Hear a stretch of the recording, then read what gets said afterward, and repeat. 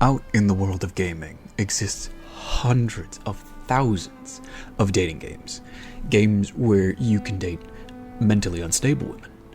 Games where you can date birds. Games where you can even date Colonel Sanders of KFC. Or even games where you can date President Trump. Yeah. Anyway, if you can think of it, there's a game out there where you can date it. But today, I want to talk about one game in particular that caught my attention. A game that is truly suited for a man of my refined tastes. I am, of course, referring to the one and only Sucker for Love, First Date.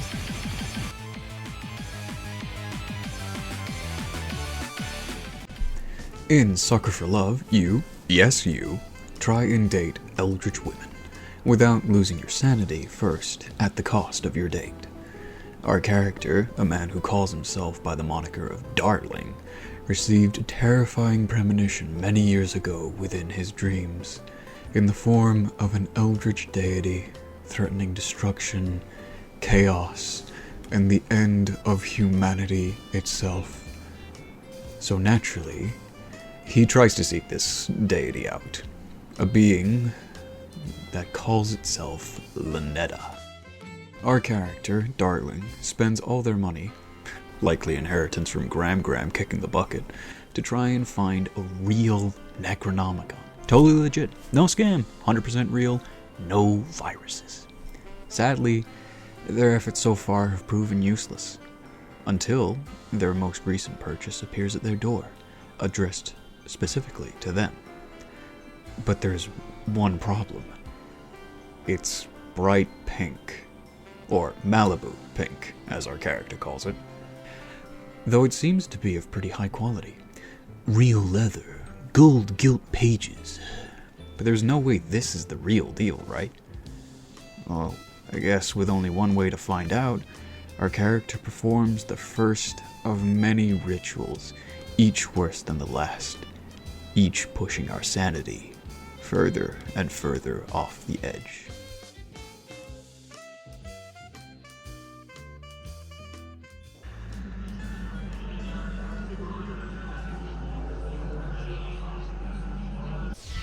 Mortal. And just like that, humanity is doomed.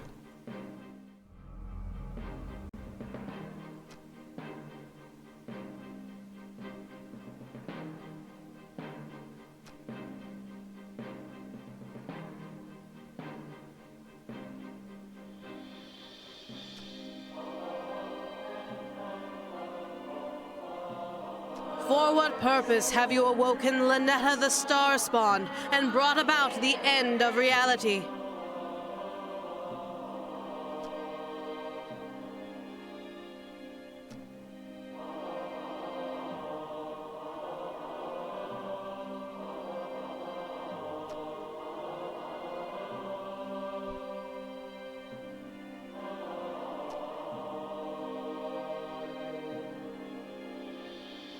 You wish to be the first human to be destroyed, yes? So that you are spared from the cataclysm I shall wreak upon all life?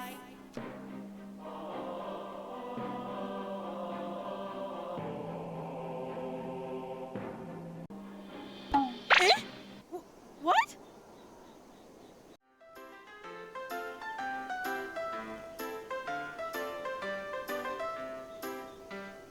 Chapter 1. Ln'eta, my really scary girlfriend.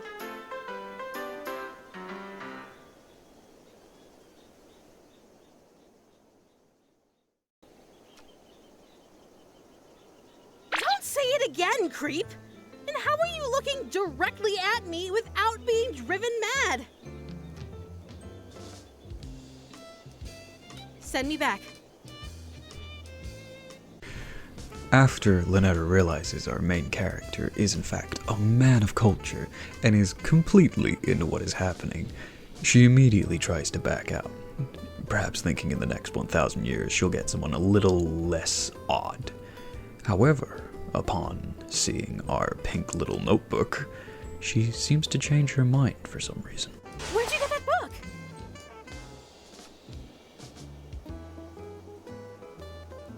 That moo. Always trying to set me up with someone.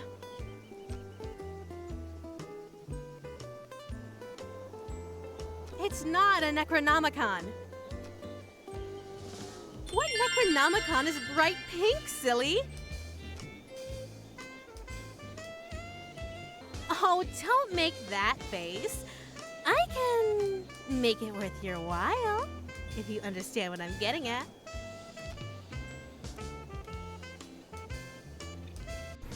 Giving up the entire world for one kiss from a Cthulian anime girl. I mean, I can't see a con to this. I don't see any downsides. Tell me where to sign, I'll sign it. Excellent! Let's begin the date then. Why don't you start with the Invoke the Depths ritual? I should have explained it before, but I'll quickly do it now. Each ritual in the book has a set of conditions that you need to fill to be able to cast that ritual. This can be anything from wearing a mask and a robe, to making sure there's no light present in the room. And don't worry, if you get it wrong, you don't have any extreme consequences to worry about. No, you're not going to spontaneously explode, and no, Ln'eta won't dump you on the spot for mispronouncing the word. You will, of course, be further dooming humanity, but hey, it's worth it for a kiss, right?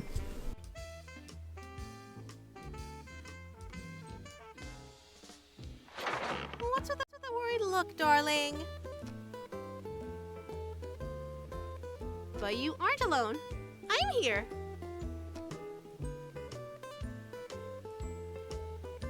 Long-term health? The world ends when this date does.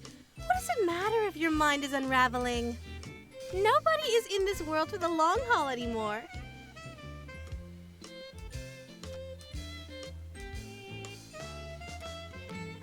Well, you better finish them quickly then.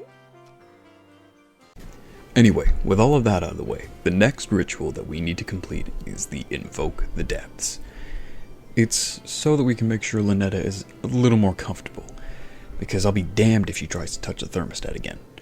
Performing the ritual is going to have less of an impact on my utility bills. Also, on a side note, an apparent side effect of awakening Ln'eta is that a character who was once kinda normal looking is now a vibrant pink. Honestly, it suits him. With all of the pieces in place and the conditions correctly met, we perform the ritual to invoke the depths and push humanity just a little bit closer to the brink of utter destruction.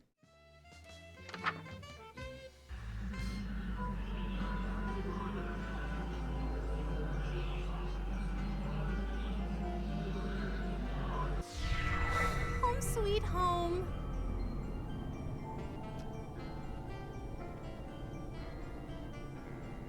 You brought the outer depths to us. Didn't you read the spell's name? Our connection is stronger now. The closer you get to where my true form lies dreaming, the stronger my influence on you in this world. Just focus on following the book perfectly. You're good to start doing these rituals on your own, right?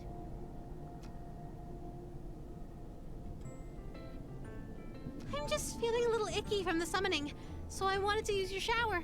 Do you mind?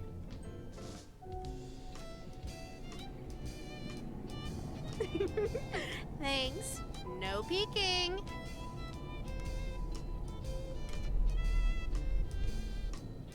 I mean it. Don't peek.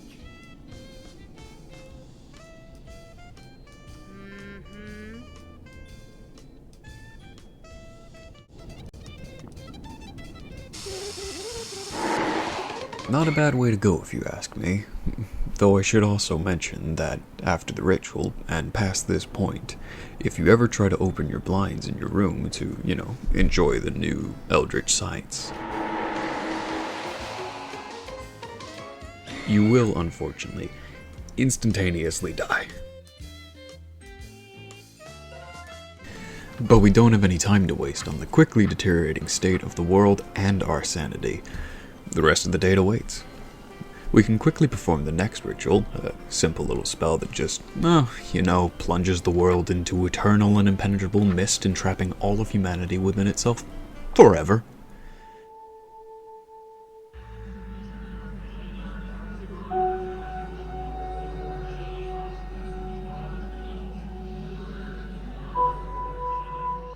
With the world now plunged into this impenetrable mist, it seems that this area now resembles a certain Quiet Hills franchise. But hey, Ln'eta at least seems to like the new weather change. Darling, you didn't! I love foggy, rainy days by the sea. It's like my favorite weather on the surface world. I didn't know you have a house on the water!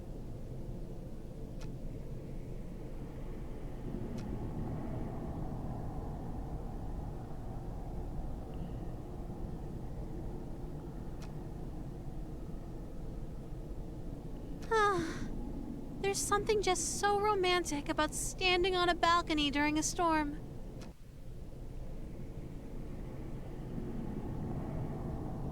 What's wrong, darling? Getting chilly? We can go inside if you like, but it's not like it's any safer in there. After all, the next page in the book has an unspeakable horror on it.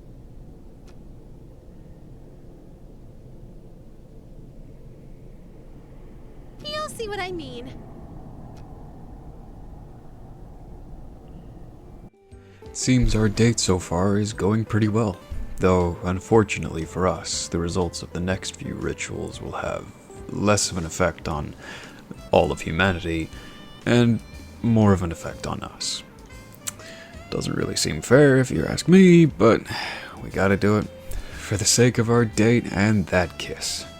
So on to the next ritual.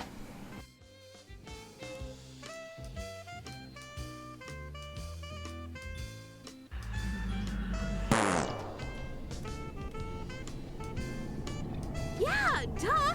That's why it's an unspeakable horror! Unspeakable! Get it? As in, cannot be spoken. At least not by humans. Of course I can! I can pronounce anything! Anything. Worcestershire sauce?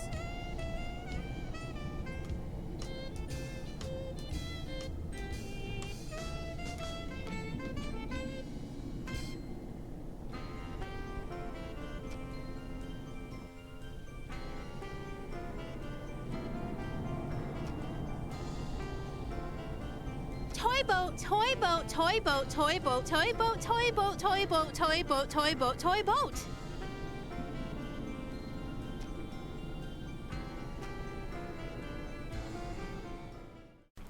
Since we don't have a face full of tentacles like Ln'eta, we need to perform a special ritual to help us continue on our date. Eldritch Mouth will help us pronounce words like the sauce. But this ritual requires us to use a knife and be in a room that's easy to clean, like a bathroom as recommended by the book. Well, with nothing else to do, we perform our third successful ritual of the night. But we're still handsome as ever. Seems like nothing went wrong.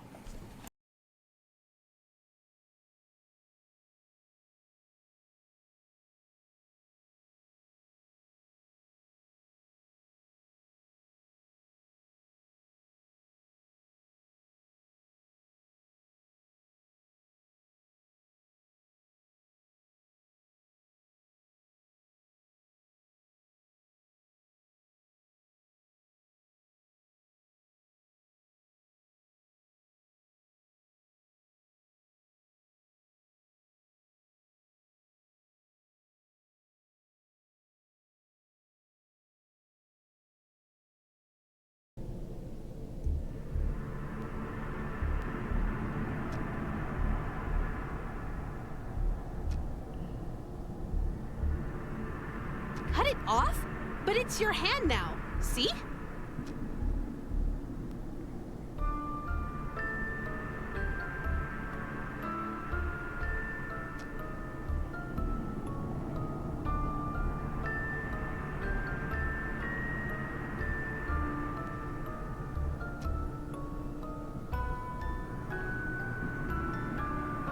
Darling, are you all right?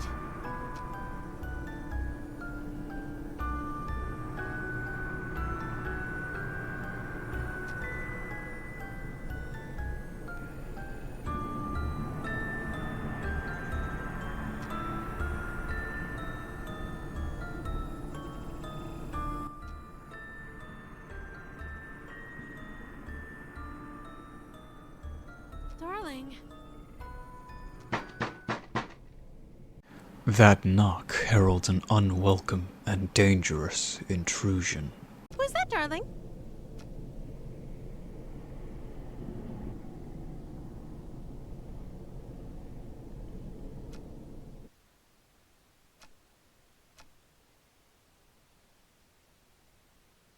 How do you do? I hope it wasn't too forward of me to call upon you in your own private department.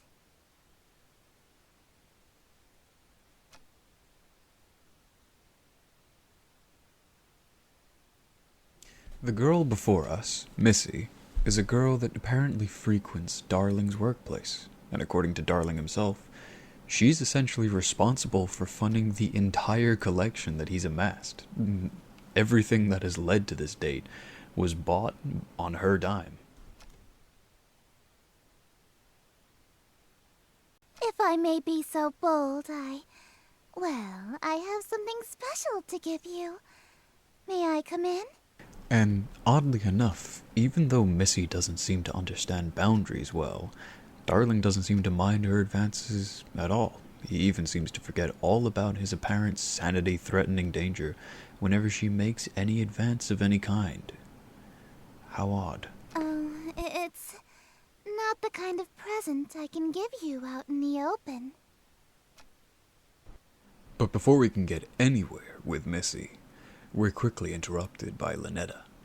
Darling, what's taking so long? I miss you. With both his wallet and his life on the line, Darling needs to come up with a plan, and fast. Huh? Who was that? You have company over? That's just the mailman? Inside your apartment? Sometimes my genius is... it's almost frightening. Hey! What do you think you're doing? No one slammed the door in my face! No one!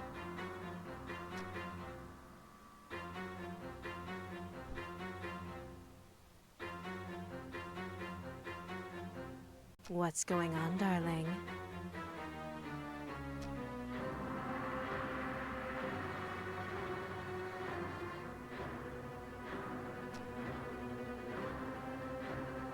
Let me in! Now!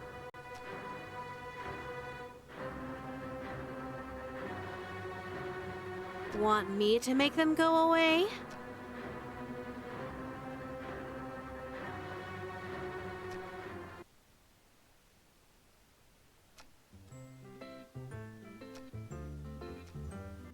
Now with our special Eldritch Mouth on hand, we can continue performing the rituals in the book.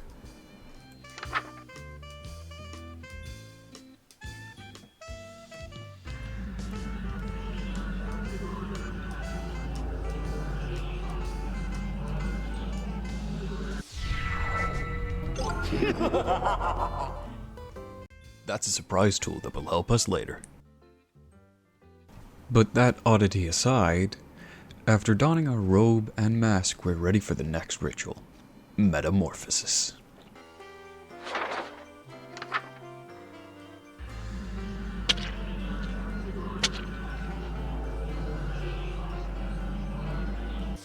Hello, handsome!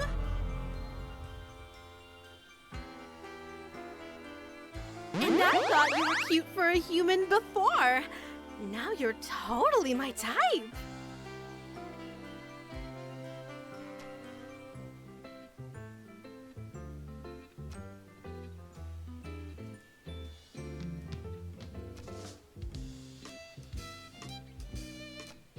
Ln'eta seems pleased by whatever the ritual's done to us, but curious, we take a look in the mirror and find we have become a squid man. I mean, to each their own, right? But I didn't sign up to be a squid man. Not the moneymaker. This kiss better damn well be worth it, I'll tell you that. And I mean, it's not like we have any other options anyway. Ln'eta already told us, the world is doomed, so we can either die with a kiss or without a kiss. It's not like there's a ritual to undo all of this. Oh. Darling, what are you looking at? Nothing, huh? You were looking at nothing? Is that the truth? Did I scare you, darling? Good. I know what page you were on. And if I see you trying to cast that spell about nothing, you won't get past the second word. Well, with our timbers sufficiently shivered, I guess it's time to continue on with the rituals. And I mean, if we break up with Ln'eta, how are we gonna get that kiss? So, you know what, I'll just get rid of that page for us. We're not gonna need it. You can thank me later. Our next ritual will allow us to begin preparing an unholy offering to please this eldritch deity. What unholy creation could possibly even begin to sate this eldritch woman? What gift could appease her? We'll need to complete these next few rituals to find out.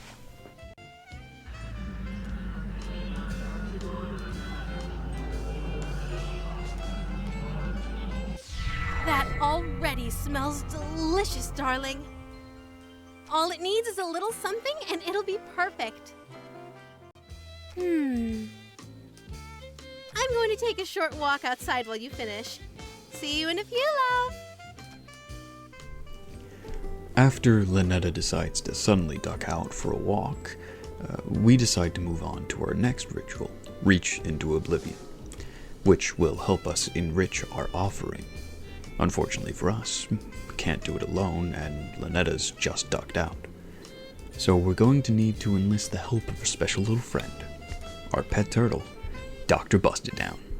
I sure do like Dr. Busted Down. I hope nothing bad happens to him.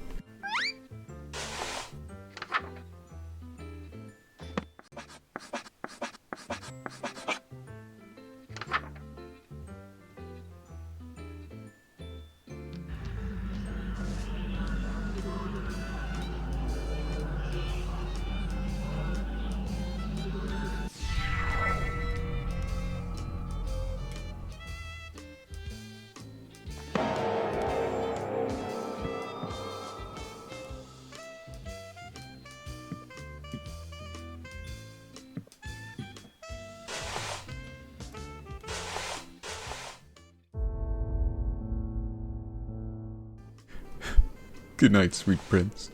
This smooch is for you. But you know what? After coming all this way, after losing my hand, my face, my turtle, I can't back out now. I can't give in. I refuse to let it be for nothing. I will earn that smooch no matter what challenge I need to overcome. Nothing can stand in my way.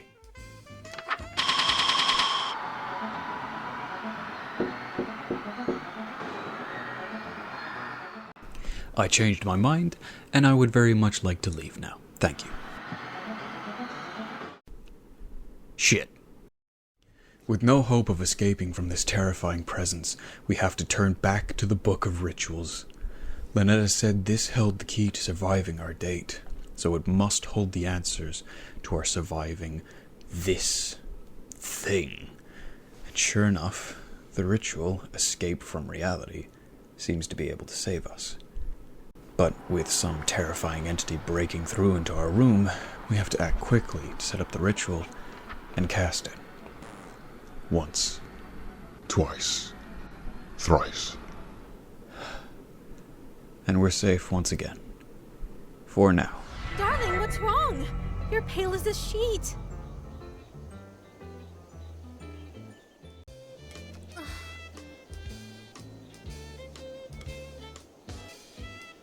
I can tell by the look on your face. You caught a glimpse of the real world now that I'm waking up. Guess you aren't as sane as you thought, huh, darling? Oh, sweetie, don't worry about reality. It doesn't have anything to do with you anymore. Though, I should tell you, everything you saw and heard, it's still there. What you saw coming through your window is still coming through. Very soon, it'll be impossible to deny its presence, and even escaping reality won't protect you. If you like, I could move you to the front of the line and view painlessly myself, as thanks for waking me up. You wouldn't hear their screams anymore, or feel that chill up your spine where that tentacle is already touching. Or maybe you'd prefer to be saved for last. Have the whole doomed world all for yourself for a while. Though the things you'd see if you lingered. Being destroyed first or last? Which would you prefer, my darling? Oh, so the horrors of our reality are still very much there. Great. But with every ritual up to this point finally complete, it is time to perform Dark Communion, to offer up our unholy sacrifice to Ln'eta. I can't help to think, what horrific creation has spawned forth from these rituals? What have we brought into this world? What could even begin to sate a being such as Ln'eta, of unfathomable size and power? Strawberry shortcake, apparently. Delicious! Just perfect! I wish you could make offerings like this forever! Well, my devoted darling, there is only one last spell to perform. Pledging yourself to me! Take heart. Your pledge of devotion will be the last act of humanity for all of time. The final words ever spoken by humankind will come from your very mouth and echo into oblivion. The privilege is yours alone. I may be inexperienced with human emotions, but even I know that saying goodbye to your world can be painful. Take all the time you need to make peace with the end. I'm going to take a short nap before I wake up for good. Could you hit the lights for me, darling?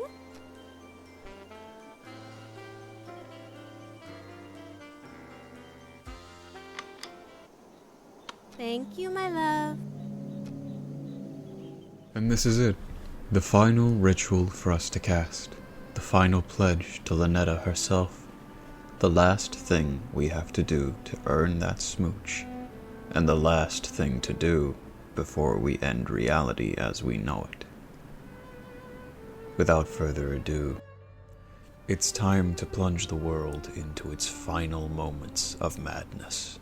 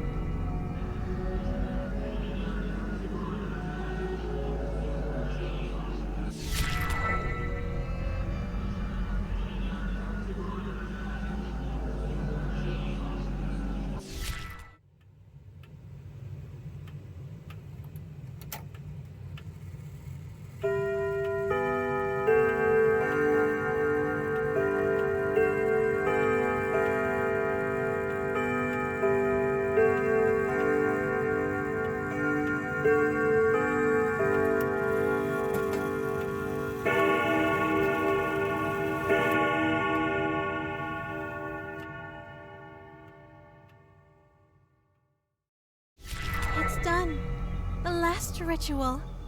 You did wonderfully. I'm afraid it's time for the dream and our date to end. That look on your face. Darling, I had a wonderful date with you, and that's because of you.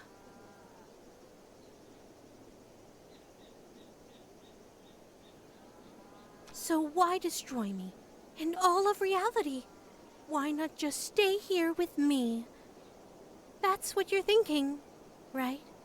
Oh, my sweet, mortal darling. I'm not doing this out of malice. You've had good dreams before, right? Well, when you woke up, you destroyed those dream worlds and everything in them. Did you wake up because you hated those dreams? No. It just couldn't be helped that you'd wake up eventually. I love humans, and I'll miss you sorely. Please let your last thoughts be about that. Don't think I forgot about my promise to you. Pucker up, my darling. You've earned it.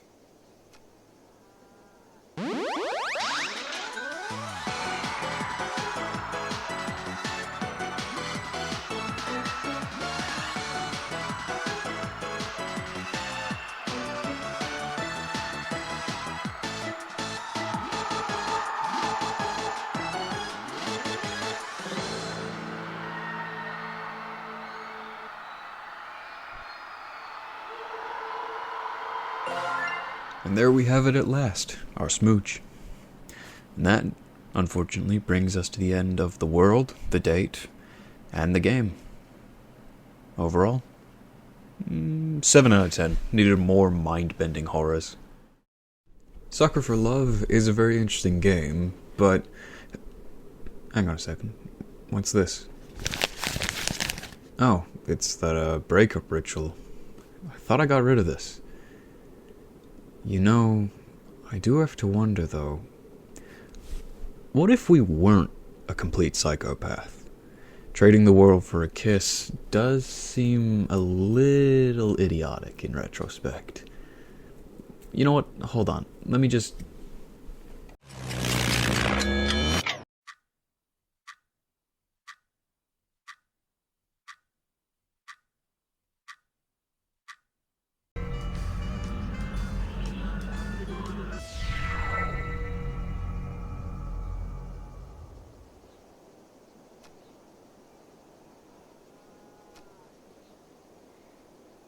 Darling, why? Why did you break our connection? I'm cut off from the rest of me. How could you? Why did you break my heart?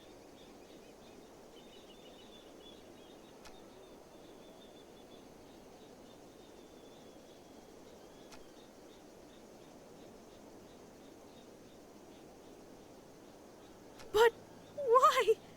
Was I not good enough? Did you have a bad time on our date? Is there another woman?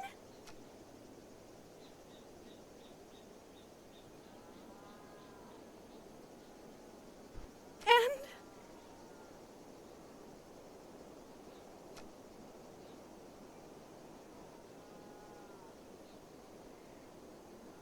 what? But you woke me up in the first place.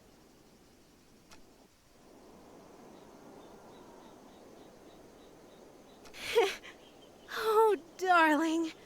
You realize I still have control here, right? If you want to smooch my real form, you have no choice but to do the spells over. A squid's fine, too. Wait, what?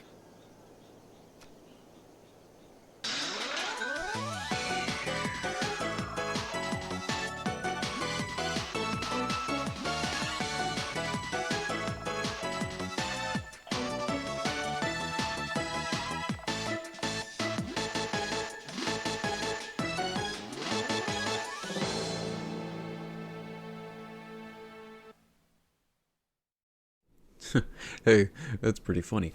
Get in the jar. But that is the other way that our date with Ln'eta can go.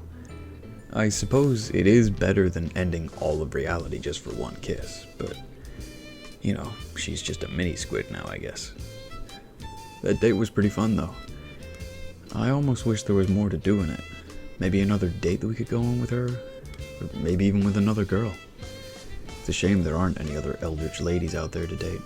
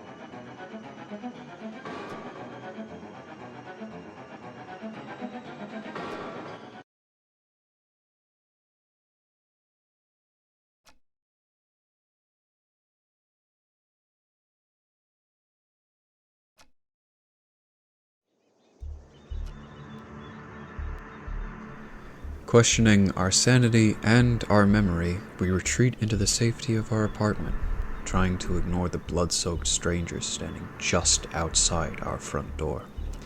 And, in our desperation, we call out to Ln'eta, when a surprise guest makes themselves known.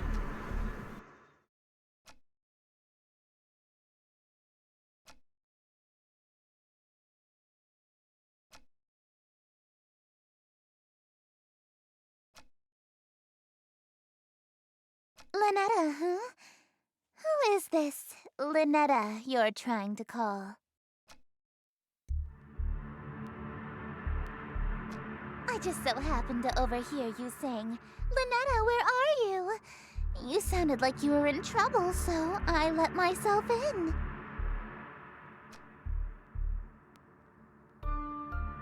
Your window was open.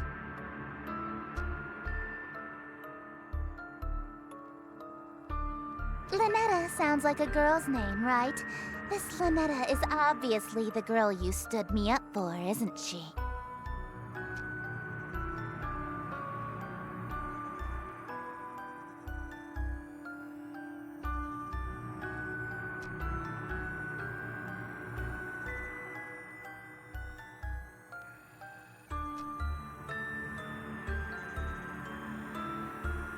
Let me guess. Accursed devices used to channel eldritch magics and do the bidding of outer gods.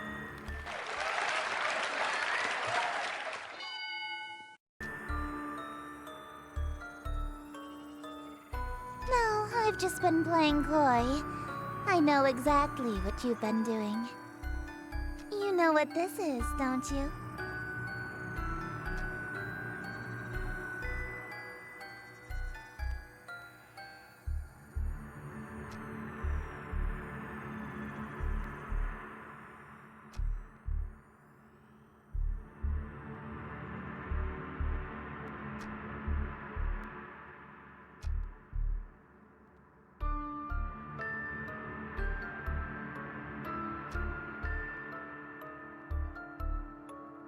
Sorry? You're sorry? Why are you acting so afraid of me? Could it be that you know what this book is capable of?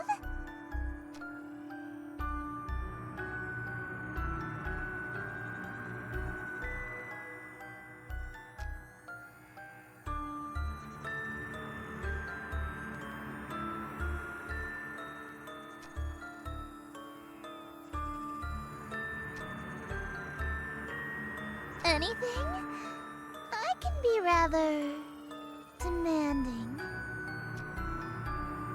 So bold. In that case, I have 3 commands. Number 1, you'll address me as Your Highness from now on. So when I come home, it's welcome home, Your Highness.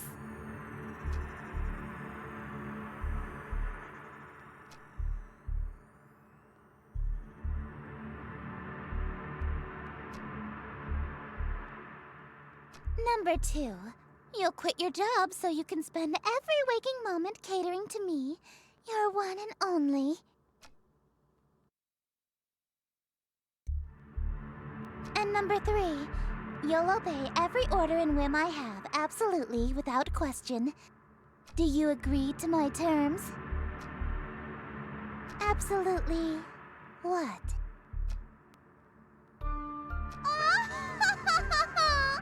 I suppose if you will do whatever I ask, then there's no need to use any of these dreadful spells on you. As a matter of fact, I believe you can help me with them. Here.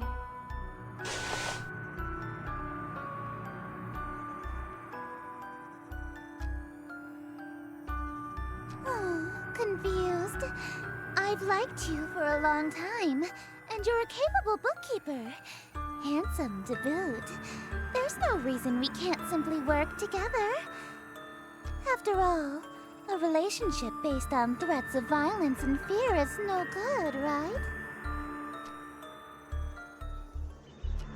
With how easily Missy handed over a book with this much power in it, we suddenly become curious. Something isn't sitting right with us.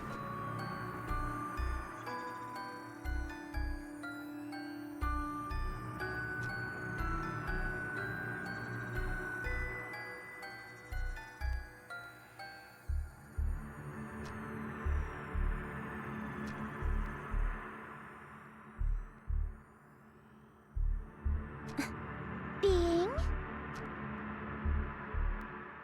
Huh? Your Worcestershire sauce? What about it?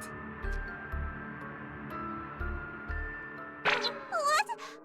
How did you figure that out so suddenly? Isn't it obvious? No human being can pronounce the sauce. Worcestershire. Of course not. It's an Eldritch loanword. Why else would it be spelled like that? I was careless. After all this time I wasted trying to seduce you in this slovenly form.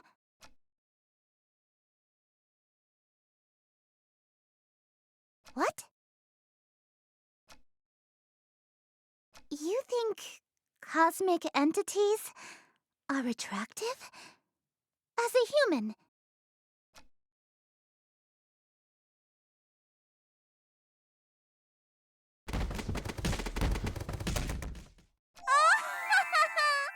If I had known that you're attracted to my cosmic godhood, I would have just led with that. Allow me to properly introduce myself. I am Esther, King in Yellow, heiress to Carcosa. Charmed, I'm sure.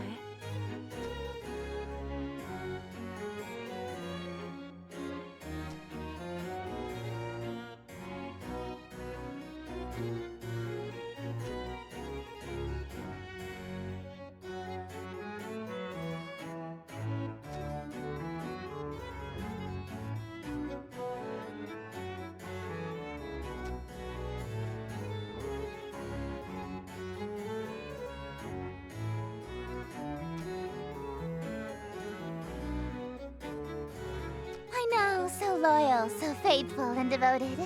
That's why I want you to be my follower instead. In exchange for serving me, I shall grant you anything you desire.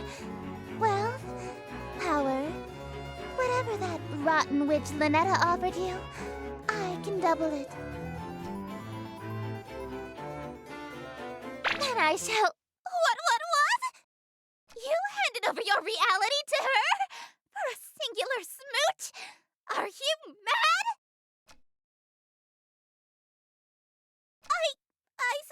Suppose. If that's all you're selling the world for, then a smooch can be arranged. Now hold on a minute! Alright, very well. 2 smooches lip to lip. Satisfied?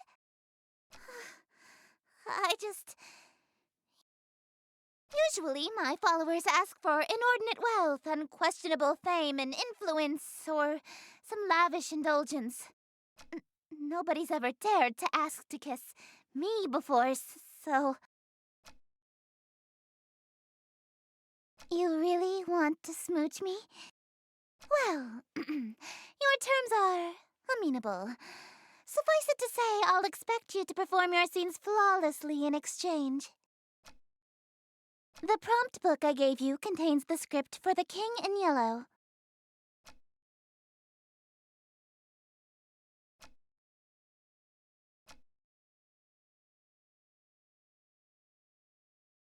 Rituals? Is this some sort of peasant joke that I'm too rich to understand?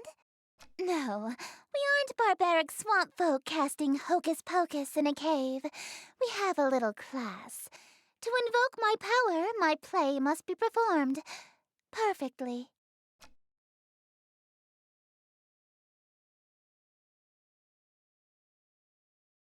Your performance will receive a scathing review in the Carcosan Times publication, and you'll also be killed.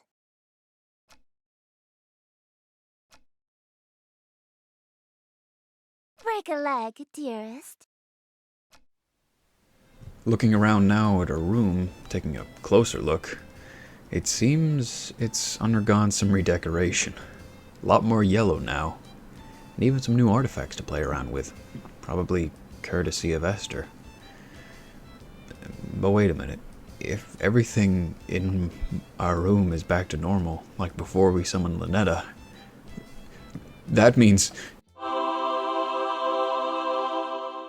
He's back! Everything is right with the world. Order and love have been returned, and it's all thanks to Dr. Busted Down. Now armed with Dr. Busted Down, we're ready to tackle this date. As Esther explained, our book this time around doesn't include rituals, but instead scenes. We need to prepare and perform the entire King in Yellow play in order to get our smooches from Esther. And it's even 2 smooches this time around. Trading all of reality for 1 smooch? Foolish. But 2? Now that I can get behind.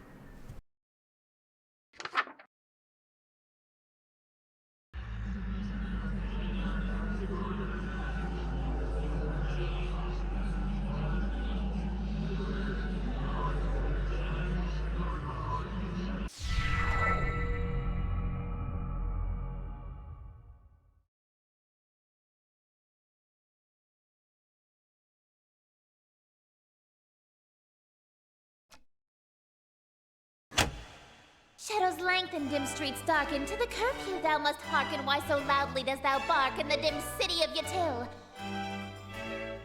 Only much attention, quite unwholesome, you'll instill from the souls of poor Yatil. Why attract so much ill will?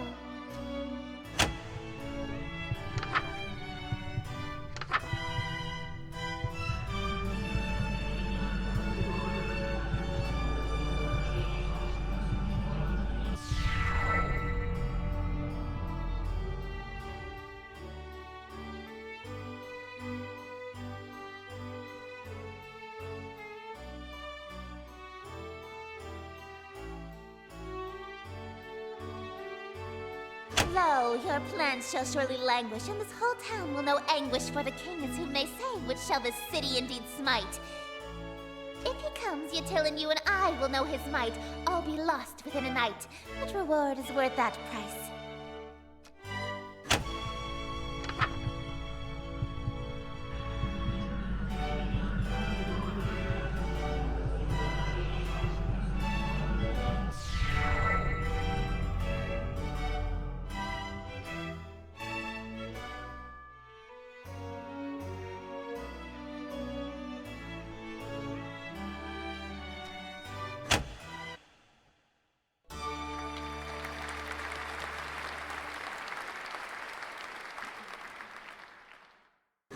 Bravo! Simply splendid.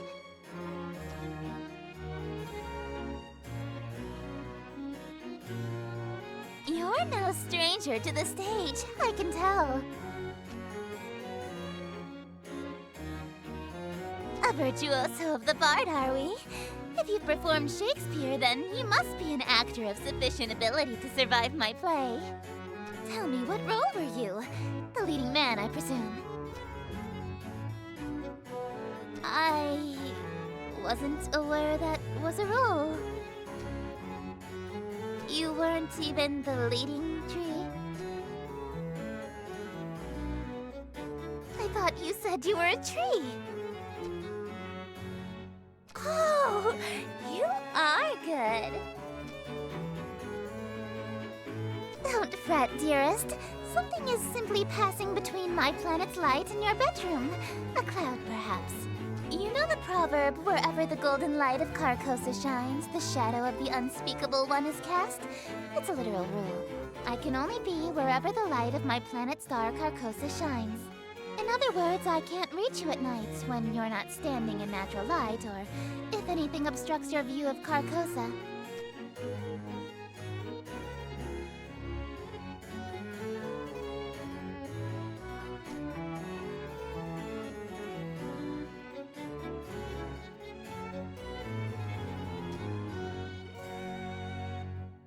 Aw, I was quite enjoying my time with you. I wanted to stay a little longer.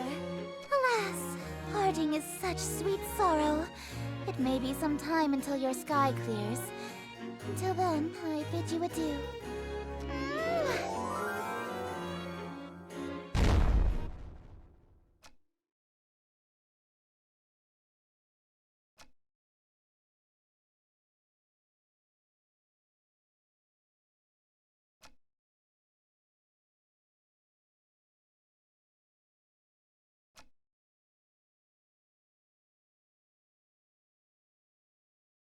With Esther temporarily defeated by a cloud, we decide to summon Ln'eta to get some answers. So we definitely seem to remember ending all of reality for her before, but now everything's back to the way it was, at least somewhat. It's time to find out what's going on here.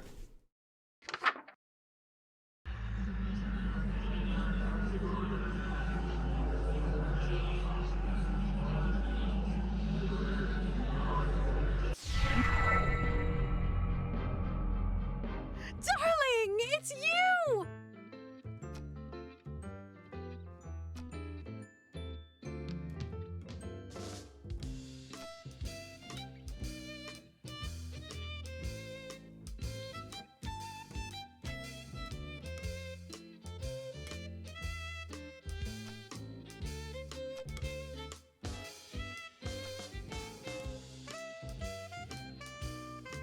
That reality fell to me.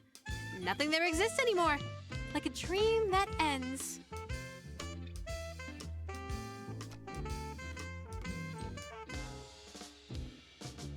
Oh, darling, don't make me say it.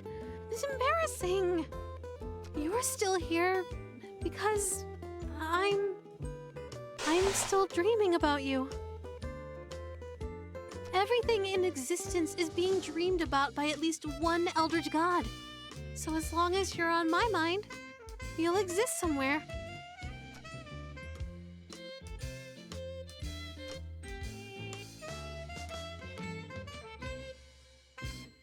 Everything, including all of the gods, would cease to be. Nah, don't worry. There's about 50 of us total, so the chances of all of us being awake at the same time are low.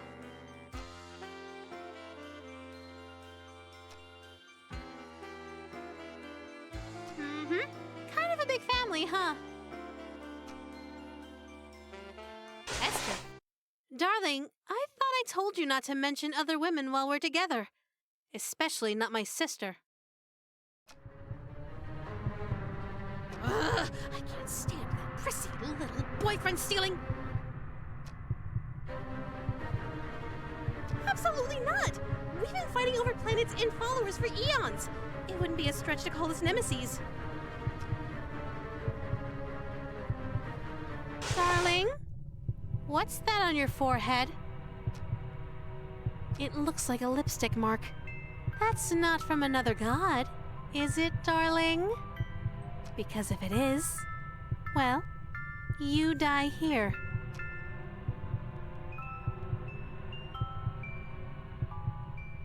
I'm going to pretend that this lipstick mark came from a human girlfriend, so that I can spare you. But from now on, if you contact another god, I swear I'll stop being so sweet. Okay?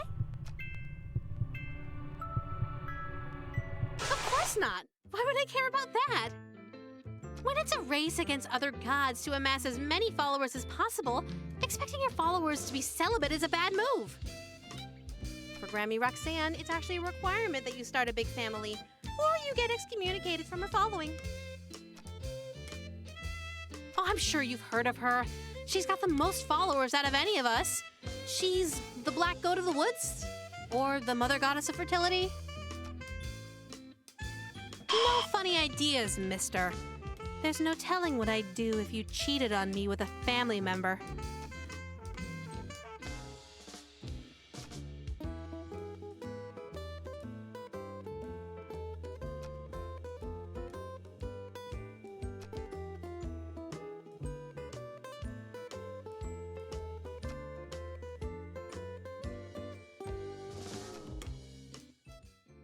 So according to Ln'eta, all of these different eldritch gods are making different realities.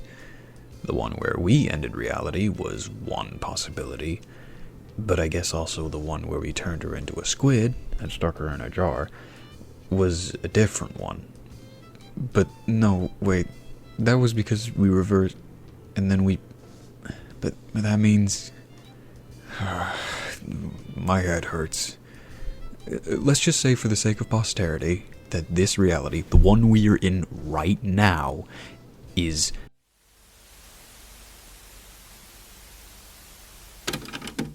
After Ln'eta decides to graciously overlook the massive kiss mark on our forehead, we decide to cast the Eldritch Mouth ritual.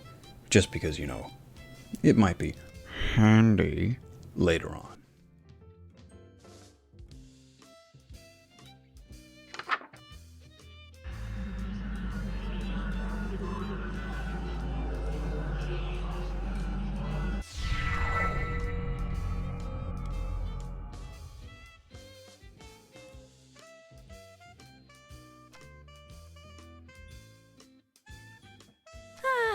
Such a nice day outside. It's a little dry for my liking, but we could totally have a date.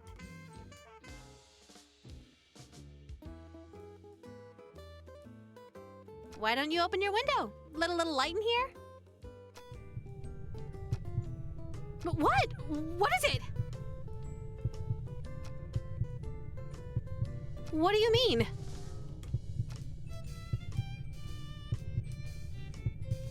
Huh? Why would you suggest that? Oh no, don't tell me. Do I still smell like the ocean? Heavens below! I'm so sorry, darling. I'll be right back. No peeking, but I love you!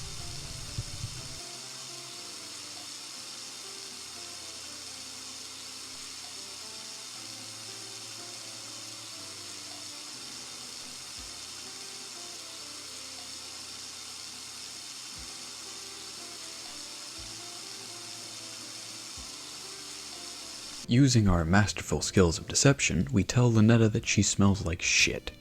causing her to quickly duck into the shower and getting her out of the way for now. We must be strong. Now, we're presented with a choice. We could stick with Ln'eta now that she's here again, but I think honestly I'm just curious to see where our date with Esther can go. And she did, of course, offer us 2 smooches instead of 1.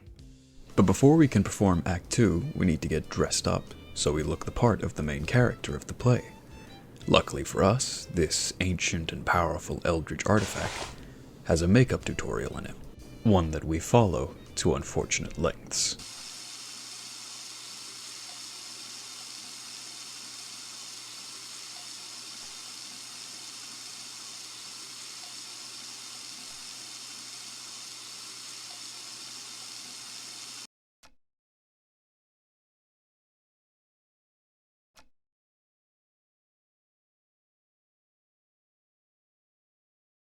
You clean up well. I'm impressed. You'd be presentable before my royal court in that.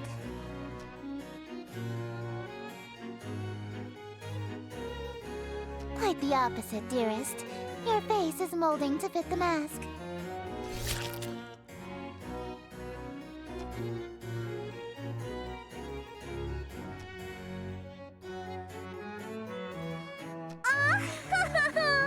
I may have failed to mention that we reenact the play with deadly accuracy.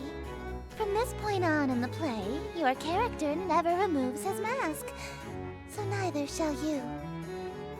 This surely shouldn't be a problem for someone who is planning to be my eternal servant, correct?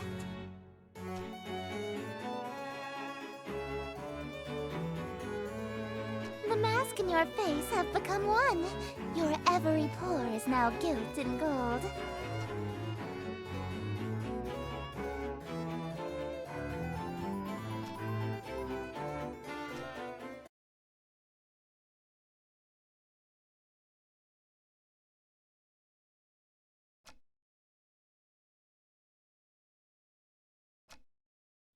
Honestly, by this point in our date with Ln'eta, we had a face full of tentacles. I guess a cursed mask isn't really any different, right? We're just flaunting our style, I guess. But ignoring the metal now fused directly into our face, we move on to performing the second act of the King in Yellow play.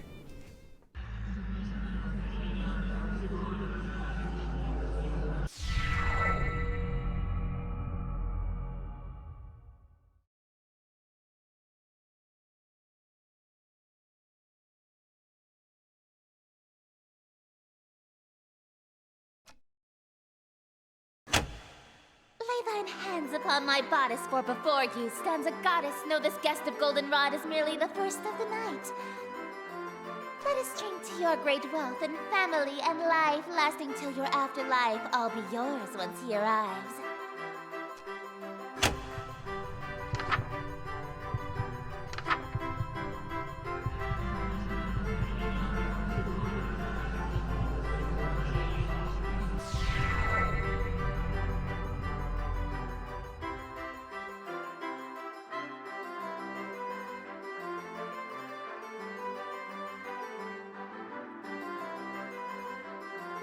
Be thee graciously obeisant, demonstrate a courtly patience. He declines no invitation he receives upon his court. All who live in doomed Yatil will know without report the king arrived by your escort, a prophecy of grim import.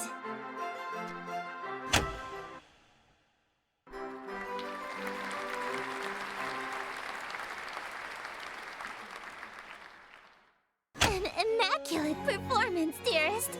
Bravissimo. There's only one more scene to reenact, and then this world will be mine.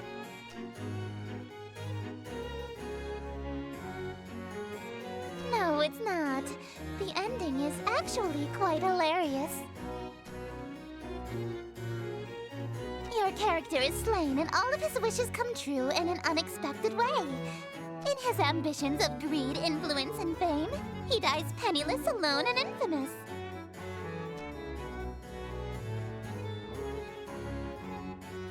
Comedy is merely tragedy from far enough away, dearest.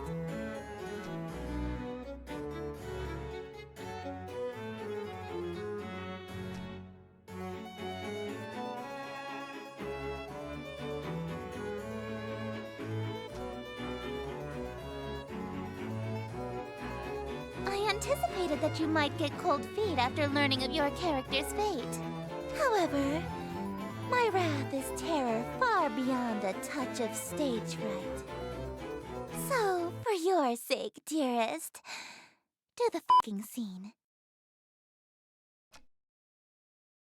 After completing Act 2 of The King in Yellow, and getting thoroughly whipped by Esther, we now need to prepare a feast, similar to the offering that we prepared for Ln'eta on our date with her.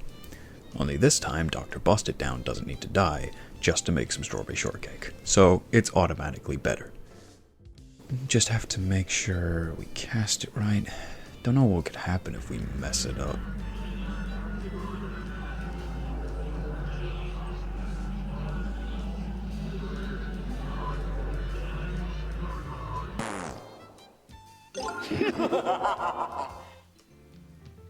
Whoops. But after performing feast correctly this time, we make our offering to Esther in the form of a verdant banquet.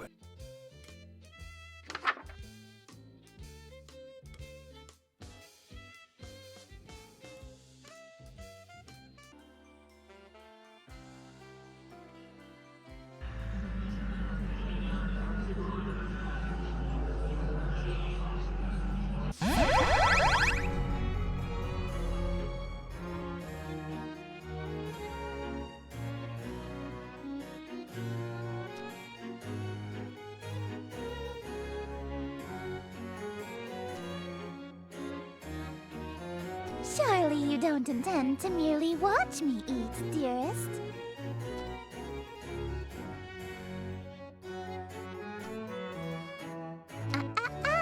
That's not what I meant. Instead of watching me eat this feast, you'll feed it to me.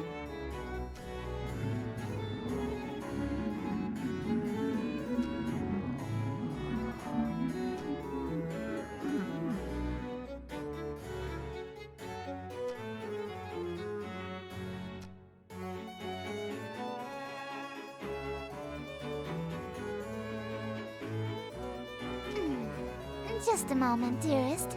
What is the thread count of your silken sheets? At least 1,000, I presume.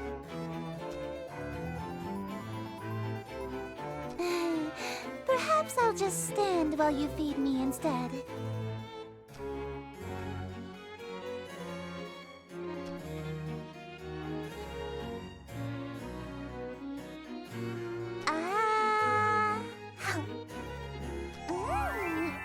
Delightful. Another. Dream on. My lips have already touched it. If you want an indirect kiss, you'll have to be more clever than that. Of course not. Oh, heavens below, yes! I am pleased by this new attitude of yours, dearest. What do you think you're doing?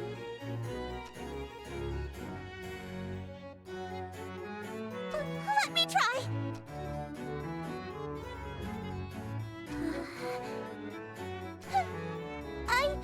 I don't want it after all.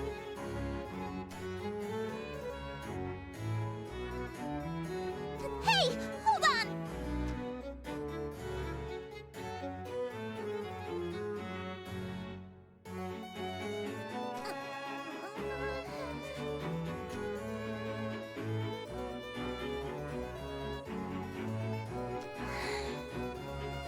Give me the cream puff. I order you to hand over the cream puff.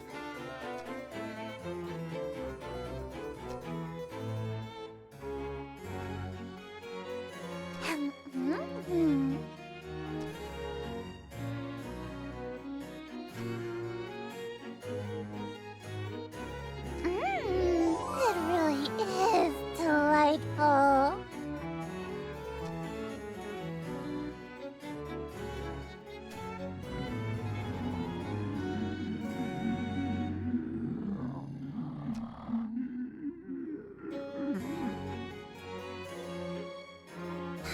I suppose. Very well. Let us resume the play. With our appetite for both food and cuteness sated, we move on to our grand finale of the play by performing Act 3 of The King in Yellow.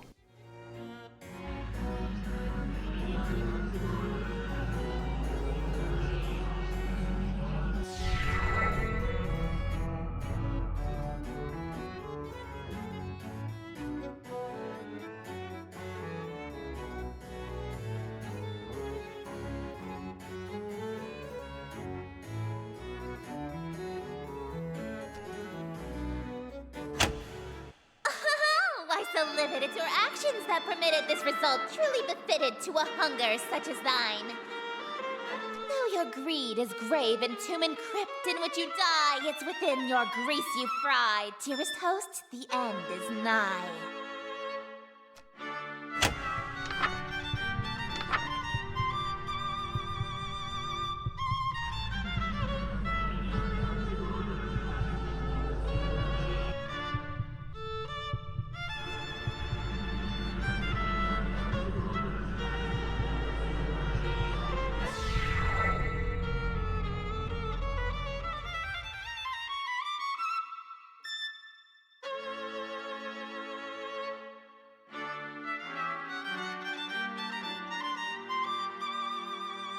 I wear no mask, no witness, for it was thee who hast permit this golden guest to own the dimness of the city of Yatil.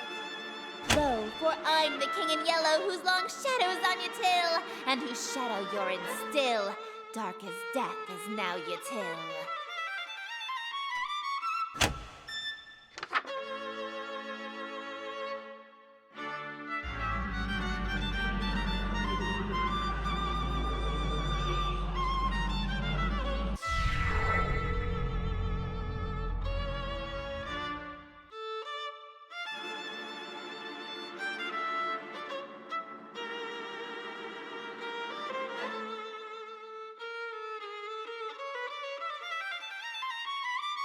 But I've granted all your wishes. I'm afraid I disagree. All alone you are with all of your remaining family. And as vision turns to darkness, you have claim to all you see. And you'll wear that mask and robe for the rest of all your life indeed. And the strong will fall to illness, haunt you till with crypt-like stillness, and none left alive to witness my ascension to Yatil. And from the catacombs shall spill the cries of innocence laid still, ye heard from lady and from smithy and from throne to peasant mill. Cries unprecedented in the history of Yatil. Wails unlike they'll ever be again in dark Yatil. That your invitations quill brought the king to black Yatil.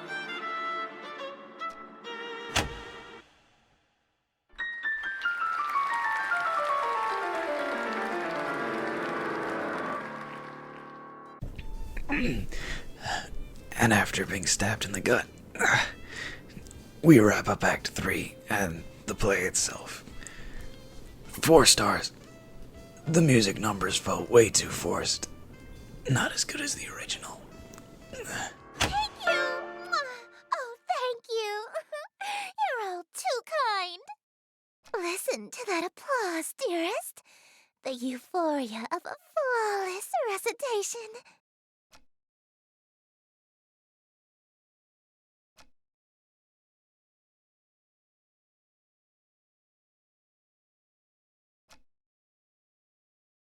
Smiles, dearest, smiles! Aren't you proud of yourself?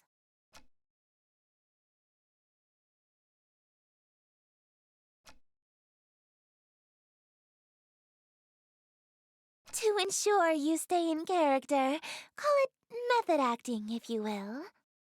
Oh, with sweet sorrow the curtain falls, and the show begins. The stage is now set for you to inscribe the yellow sign. Do this, and I will bestow upon you the smooch I promised. Even now, that's really all you can think about. Your world is about to be enslaved by a horror from beyond the stars. You're dying from a stab wound. And you're worried about smooches? You are an interesting human. It is a pity that you'll soon cast away your individuality for me.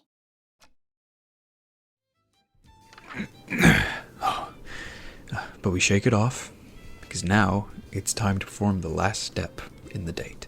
We need to inscribe the yellow sigil to make ourselves Esther's dearest forever.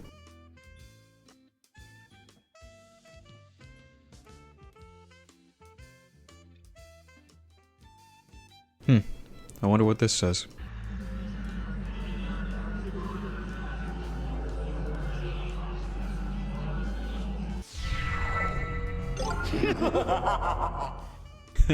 I'm in danger.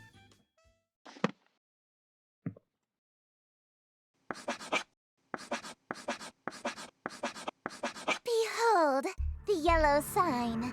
Become my slave, my eternal captive audience. I am entropy. Disorder. Where things are built tall, I appear to knock them down. Monuments, nations, relationships.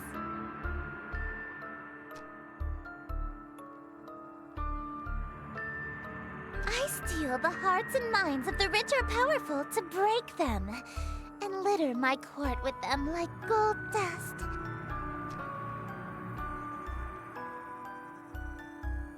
Because I am the breeze of chaos that knocks down any tower that challenges the grandness of my court. Your relationship with my sister was one of those things. Before, I only pursued you because you have a great deal of clout amongst the night-going crowd and shrewd, wealthy types. You would have been an incredibly powerful servant who would have been able to draw in countless wayward souls that meet my standards. At least, until that reality ended and you undid all of my hard work. All of my followers that I had stolen from Ln'eta, gone in an instant. And I had no choice but to abandon that reality. There's nothing left to destroy if nothing exists, you see. But in this reality, I've stolen away her most powerful asset. You. Just as I've stolen every member of my entourage.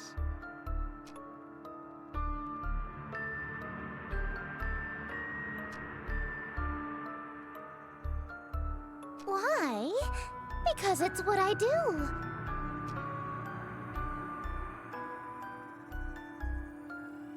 Huh? Such a defiant tone. Why aren't you under the effects of the yellow sign? Were you unaffected? Did the spell fail?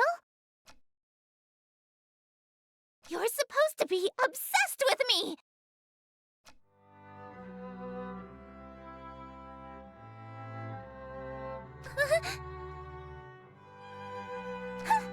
You can try and resist it all you want, but one way or another, you're my eternal slave from now on.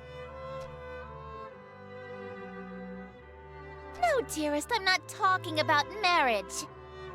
What I'm talking about is catering to my every whim, anticipating my every desire, and living solely to please me. No! I'm talking about a servitude where you do nothing but kiss the ground I walk on and revere me for all of time. A servitude unlike anything on Earth, where you never so much as think of anyone else.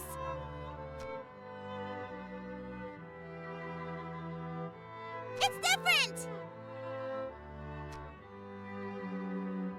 Is too! It means no freedom, forever. You are only permitted to do as I say. And it means preparing every single one of my meals for me, whenever I so wish. And it means never being allowed to quit your servitude. You'll never be free of me so long as you live. Exactly.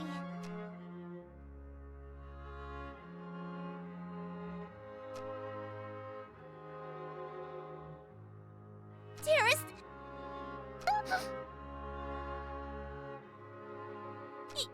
you shouldn't. I stole you away. I ruined end your relationship with Ln'eta.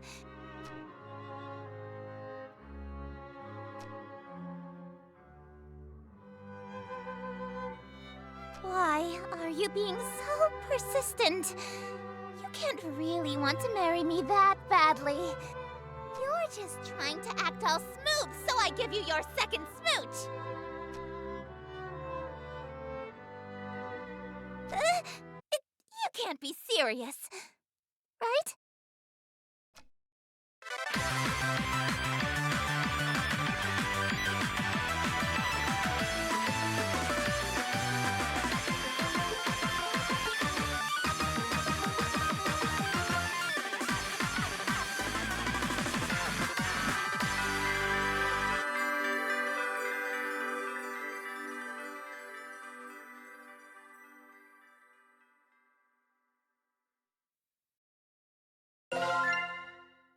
The reception was wonderful, but 6 out of 10. My tummy still hurts. You know what, though? This just kind of makes me curious about what happened in all those other realities that Ln'eta mentioned. Like, what about if we tried to two-time these ancient, powerful Eldritch deities? It's probably fine, right? I mean, what's the worst that can happen to us? They're just vengeful, territorial, petty, and not to mention able to erase us in a single instant. So, why don't we just take a little peek here? Just a quick look. I mean, it's not like they'll find out, right?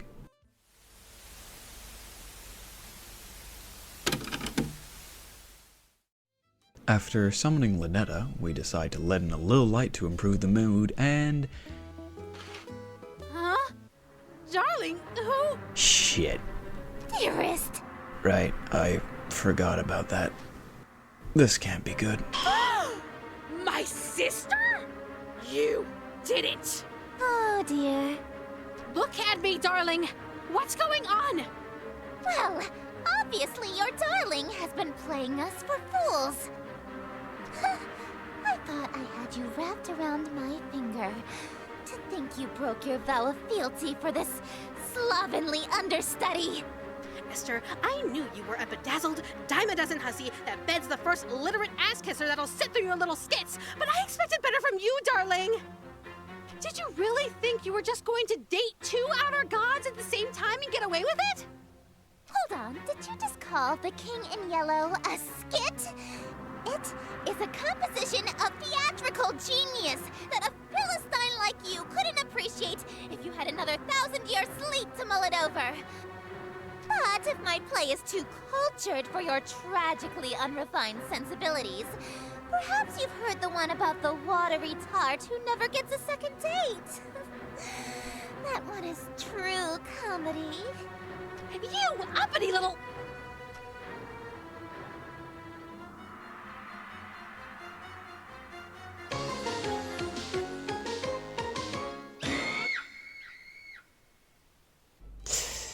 Whoops. But I mean, that's probably like a one-off. I'm sure that doesn't happen in all of those realities, right? Like, has to be one where we can make it work. Right?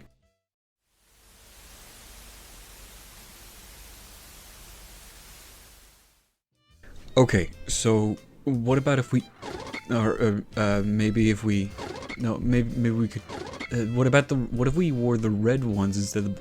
Alright, I'm guessing that this doesn't work out in any reality. I'm just gonna move on to a reality where we don't have our mind instantly crushed for being a two-timing bastard.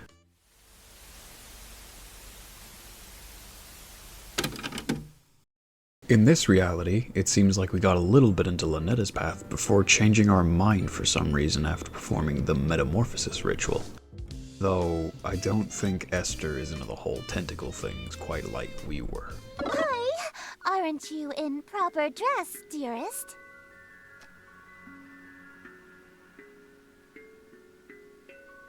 Jitters?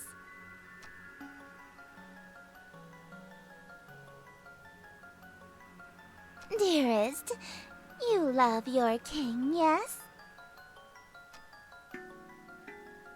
And you would never lie to her, correct? Then tell me, what happened to your face?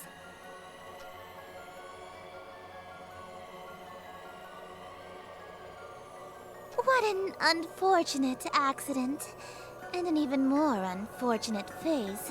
For now, we shall conceal that hideous visage of yours beneath the hood of your robe. Hopefully, this won't affect your performance. And in the interest of not having further accidents, you will have my undivided attention from now on. You may express your gratitude to your king. Oh, and dearest, one more thing. I may not be as barbaric as my sister, but I assure you I can be twice as dreadful. Do not give me cause to demonstrate. But, after that, we continue on anyway down Esther's path. I guess in the name of those double smooches, we're able to overlook that little bit of toxicity. We complete the play as before, and inscribe the yellow sigil once again. Though it seems that in damaging our relationship with Esther, the sigil actually has the intended effect this time around. Behold, the yellow sign. Become my slave, my eternal captive audience. Tell me, dearest, your devotion to me faltered today, did it not? I cannot fathom how someone as common as my sister could have led you astray. Alas, this is a problem of the past, as you are now the fully devoted servant that I see fit to invite to my court.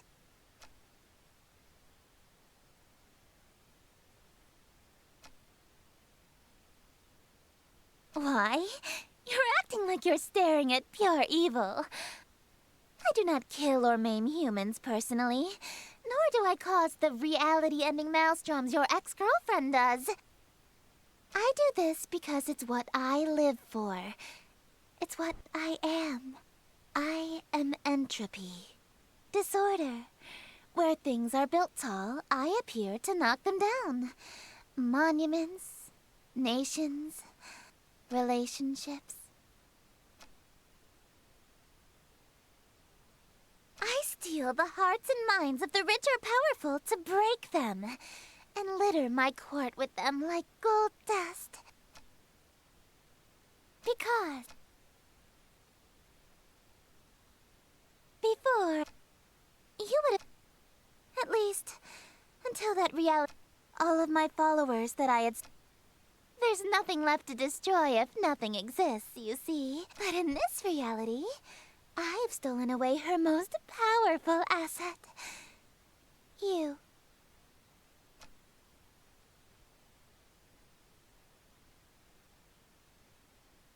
Soon, Ln'eta will fade into obscurity. Less than a forgotten memory. She'll have never existed. For this, I am ever so grateful. How to show my appreciation, I wonder. Allow me to fulfill my end of our agreement. 2 smooches, as promised. Close your eyes, dearest.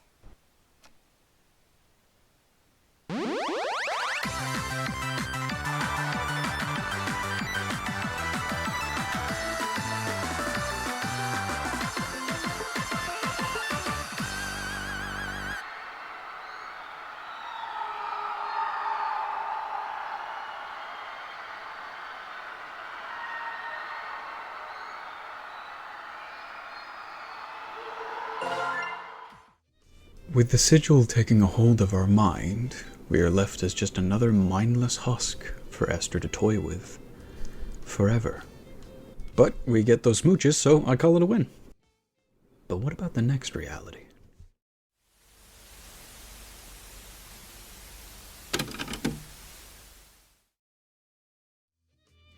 In this reality, we completed all of Ln'eta's rituals, right up to the final pledge, before changing our mind for some reason, crawling our way back to Esther to complete her play. Meaning the entire time we're doing Esther's play, Ln'eta's taking a nap just a few inches away, like right over there. But anyway, besides that, she is upset at our appearance again, just like last time. But what really takes the cake is when we try and make a meager offering this time around during the feast preparation. You see, after performing the ritual to make the shortcake for Ln'eta again, we're out of food, meaning we can only offer Esther some scraps and leftovers, which she does not take well.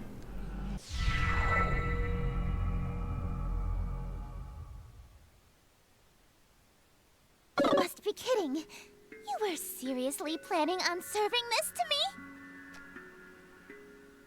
Please, do.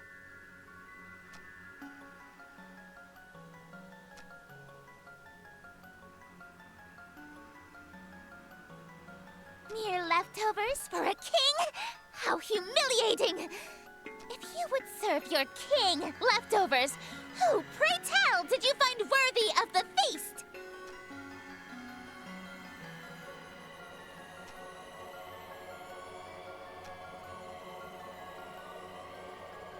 You ate an entire feast on your own because you were feeling peckish? So, the person you think deserves to eat before the king does is you?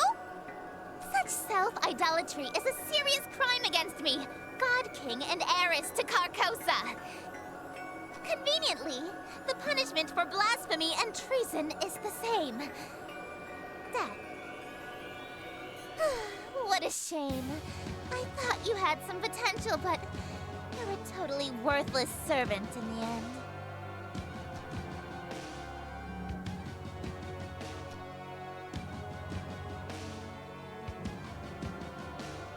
I am God King. All is as I say. If I wish for you to be pardoned, then it shall be so. Perhaps if you grovel on your hands and knees, I can let you off lightly.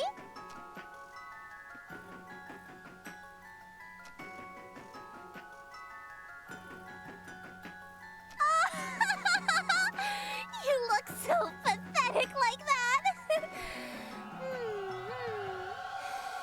Very well. You shall be...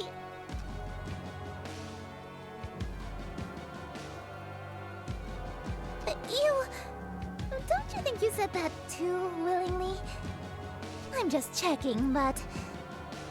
You're not... enjoying this, right?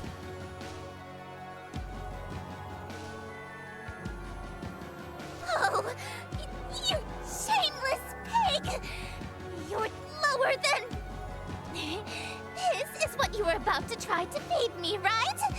And this will be your trough, swine! Open wide, and don't drop a single morsel. I won't forgive you if you make a mess on my gown.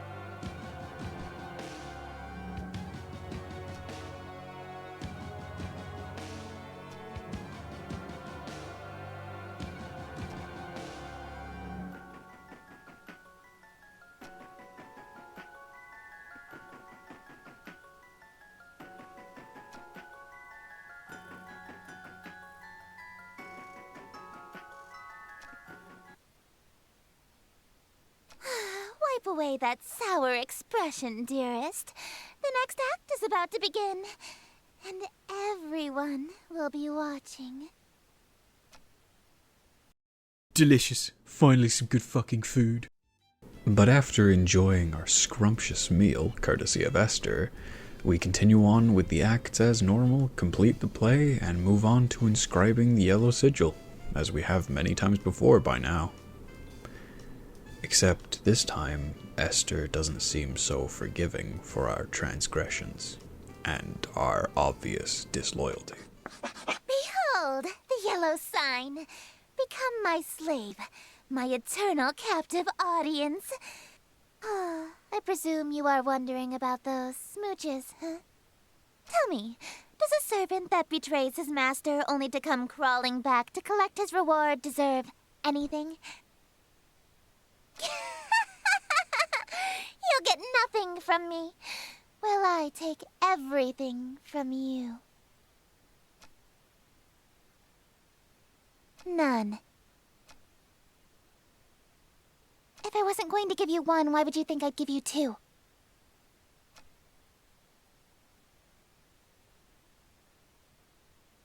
Hate? What's with that defiant tone? You're supposed to be under my control now.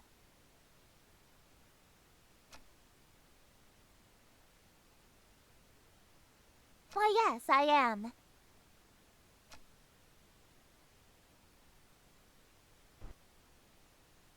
Well, yes, but what could you possibly mean by asking that?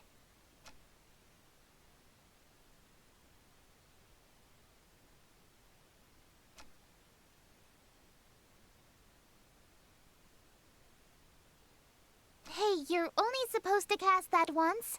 Carcosa is close enough.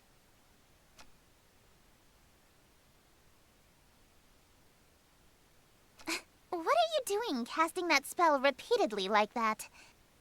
That spell only brings Carcosa within a dangerous distance to the earth. But why do something so pointless?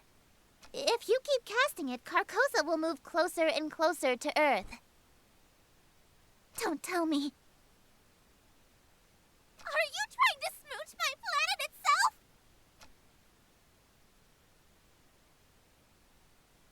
Heavens below, you're serious? Come now, we can be reasonable about this. If you crash Carcosa into the earth, it'll be an extinction-level event for humanity. I'll lose every member of my court that I worked so hard to steal from Ln'eta. There's no need to do anything drastic. You'll die instantly. Oh no! Anyway.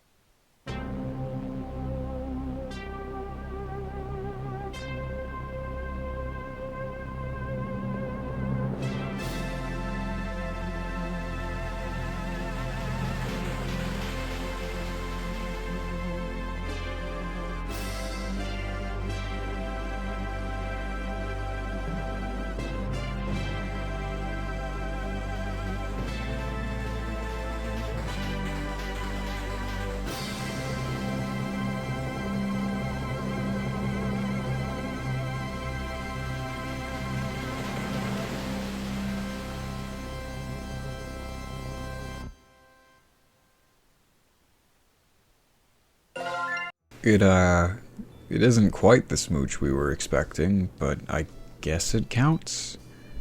So far, these different realities don't seem to be any better than our first one. They're all just kind of progressively worse. Maybe it's Esther. Maybe we just aren't a good match. What if we tried to date Ln'eta again? Maybe it'll work out better than the first time. It couldn't hurt to try.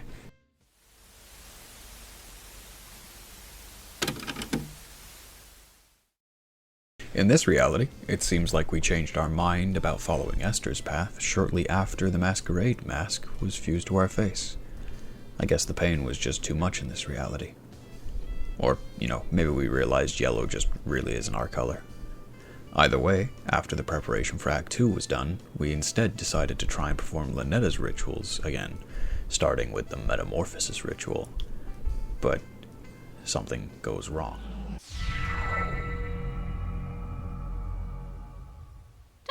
Is everything all right?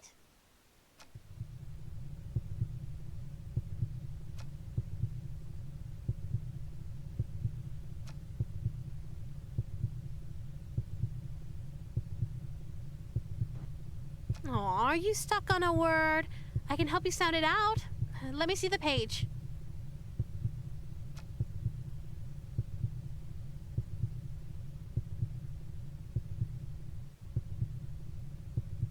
It would probably be easier to read if the book wasn't upside down, darling.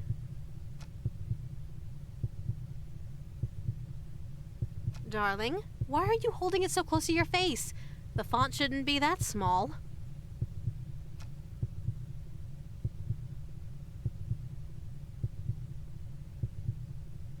I didn't know you need glasses.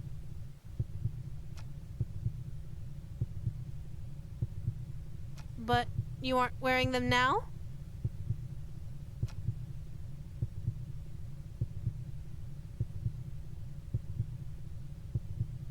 Darling! Put the book down. Now.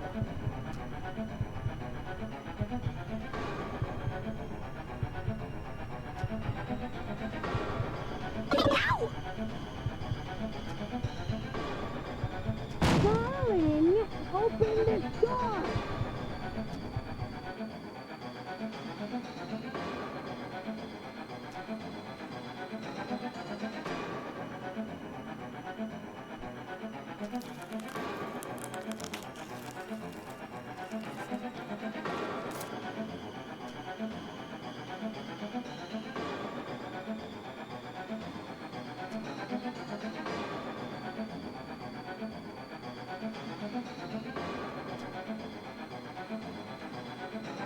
What's going on in there? Let me in!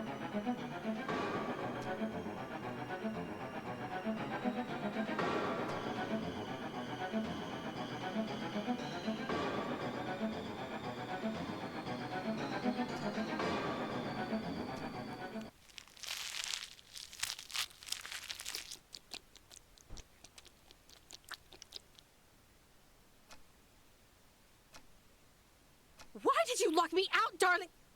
Heavens below! What happened to you?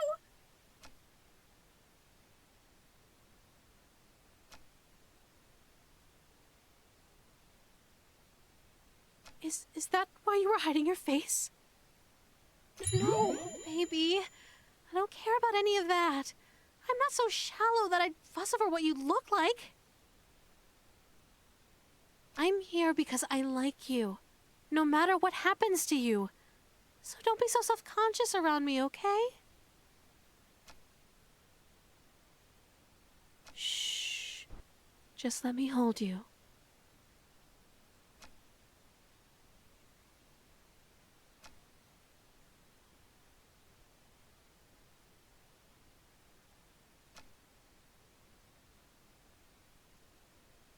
Just stay right there until you're mentally prepared to continue.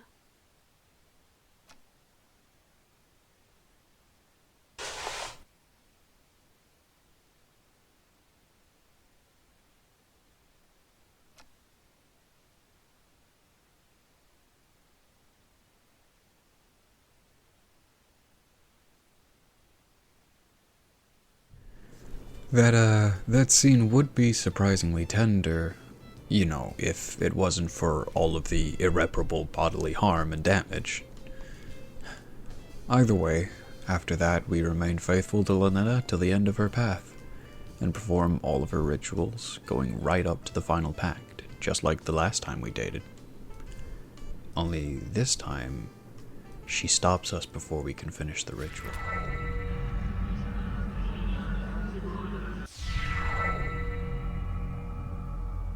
We need to talk. I wanted to apologize for being so nasty to you earlier. Truth is, even though I knew you were acting strangely, I was still clinging to you selfishly because I was so mad at you. I just wanted to have the best groundwork for a happy future together, so I thought I could scare you straight.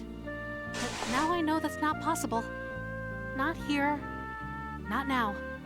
You're just not the same person that ended reality for me so long ago.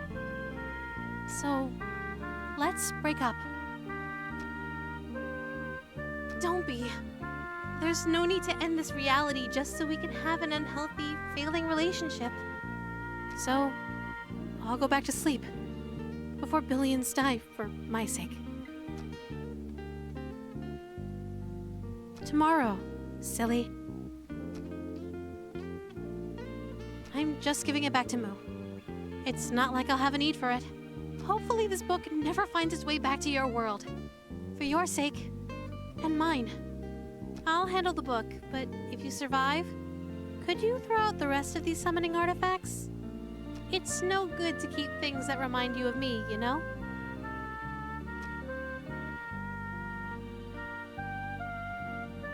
It's a beautiful day outside. You should open the window. Maybe let in some light. Maybe there's still a chance for us. In reality, far from this one. But the best I can do in this one is spare you. No, I am going to kill you. To spare you from the slow, agonizing end. I'm sparing you the pain of being alive when the fog lifts and reality sets in. You won't have to live to see the consequences of the spells you've already completed. At least this way, you won't feel a thing. Goodbye, darling.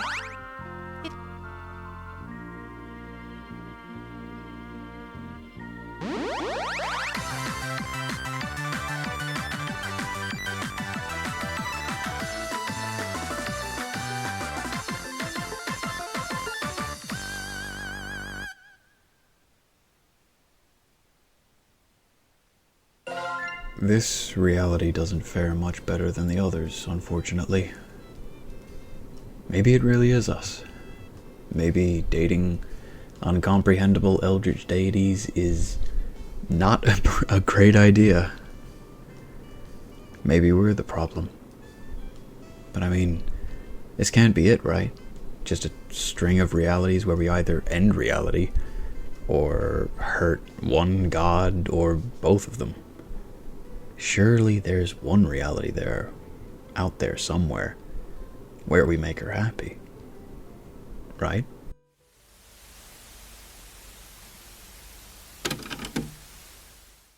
This time around, after Esther disappears and we summon Ln'eta again, we don't waver. We follow through Ln'eta's path to the very end, even discovering that she removed the breakup ritual. But don't try anything while I'm sleeping this time. I know what you did. Don't look so surprised. Right before our date would have ended, you betrayed me. Don't think that there aren't consequences between realities, darling. I've already dealt with that pesky breakup spell in your book, as I'm sure you've noticed. So just take the straight and narrow path of loyalty in front of you, and we can keep doing this forever and ever and ever. And she even tampered with the ritual book a little bit.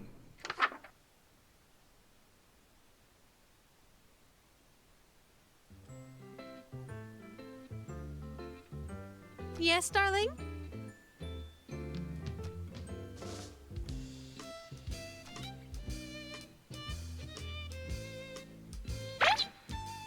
What do you mean?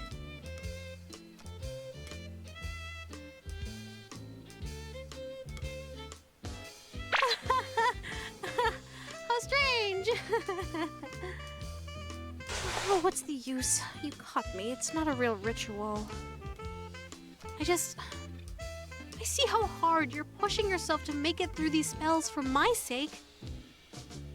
I thought maybe you could use a break from the real rituals, so I could spoil you a little. Not even a quick one? Well, alright. I'll leave you to it then.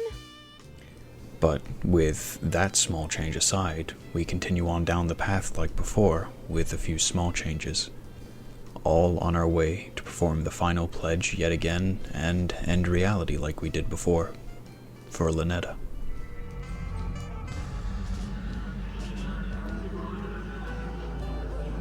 Wait! I need to to you first. What if we didn't complete the final ritual? What if I stayed to sleep longer, so we could have a little more time together? Just you and me, lingering in a doomed world, alone. Like an endless dream come true. Doesn't that sound nice?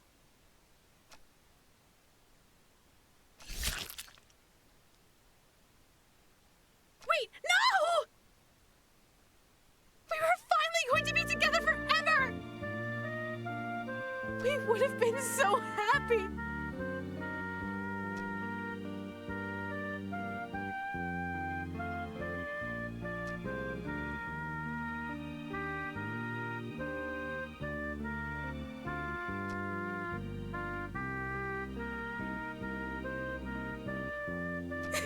Of course not.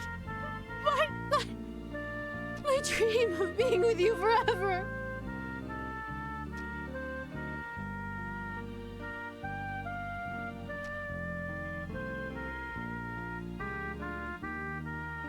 But I'm not ready to say goodbye again.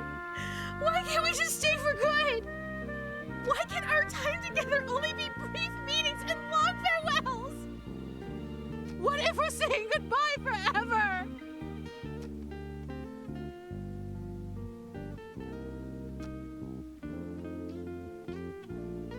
Darling, please don't go. I can stay asleep a little longer. I can. Darling!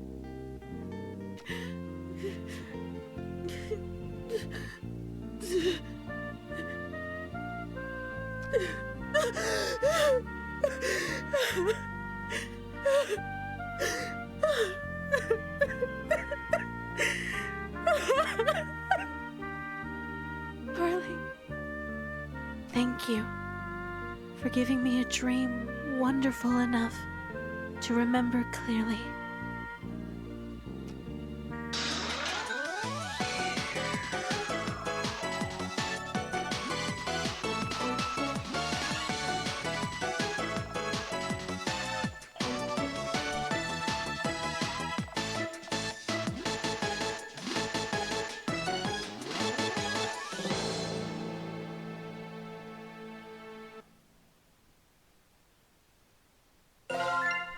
And that is the reality where we manage to make her happiest, where we give her a dream worth remembering.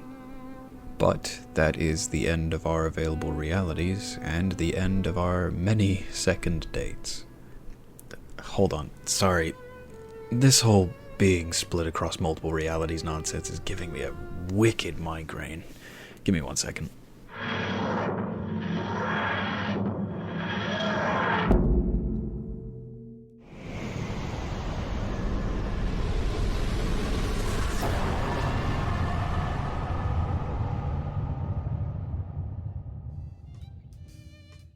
Well, we got what we asked for.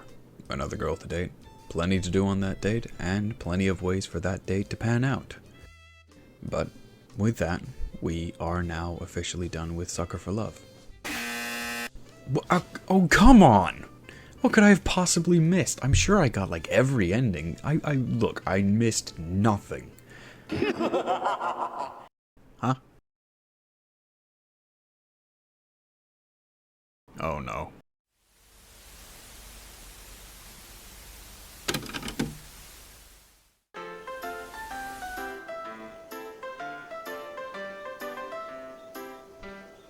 Chapter 3, Nyarlathotep's Catastrophe.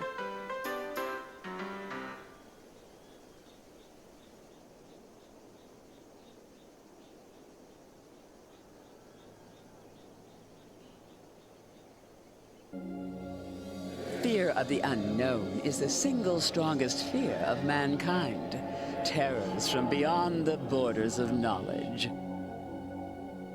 And yet, the truest horror has been in mankind's cradle since the beginning, and walks the earth amongst us now. For true evil exists not in the devil unseen, but the devil seen, and unrecognized. When you meet her, you realize that tucking away the rest of the horrors to the unseen corners of the stars is a blessing. A shade of 1,000 manifestations, each more horrific than the last. She serves only one, whose chaotic and phantasmagorical wishes she obeys with extreme prejudice. But enough about me. Let's talk about you.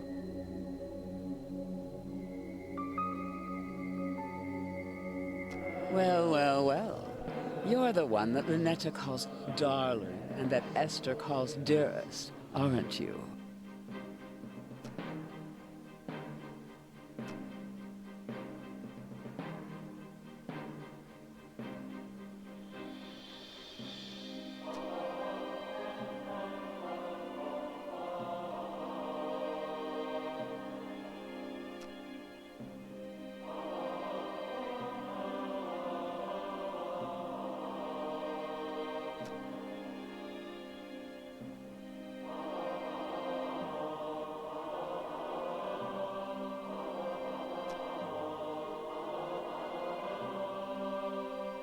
Speak up. I'm an older god, so I'm a little hard of hearing. Are you or are you not the human that has been dating my nieces?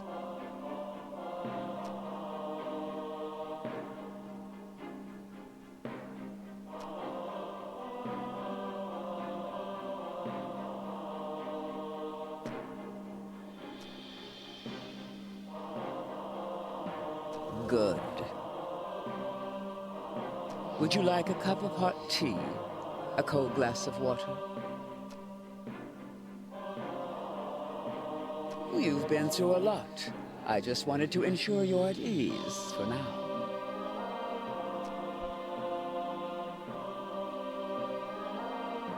Are you certain this is your room?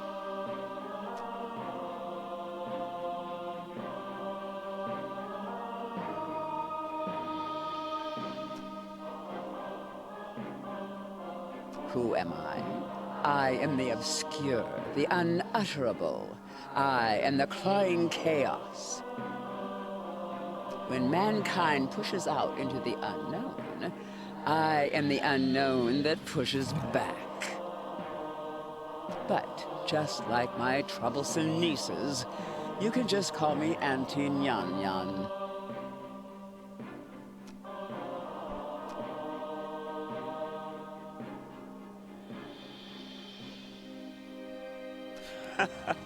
Never been visited by someone so high up in rank as me, have you? Silly question. There's only one that outranks me, and if you had met her, neither of us would still exist.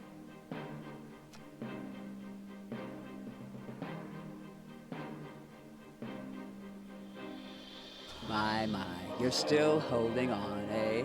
I expected you to last long enough to chat, but it seems you're nearing your limit. Let me offer you some words of assurance.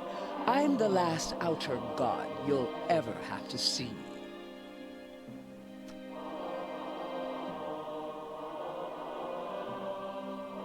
I mean that things are about to return to abnormal. Eldritch horrors will return to being obscure boogeymen that stalk unbeknownst to their prey. The veil shall be lowered again until the gate opens and mankind is eradicated. In other words, you'll never see me or my family ever again.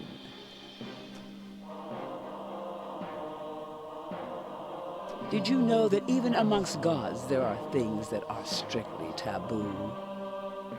You see, whenever mankind starts exploring too far, too quickly, you accelerate the end of all things. So we appear to slow things back down. We scare you back to the safety of the familiar.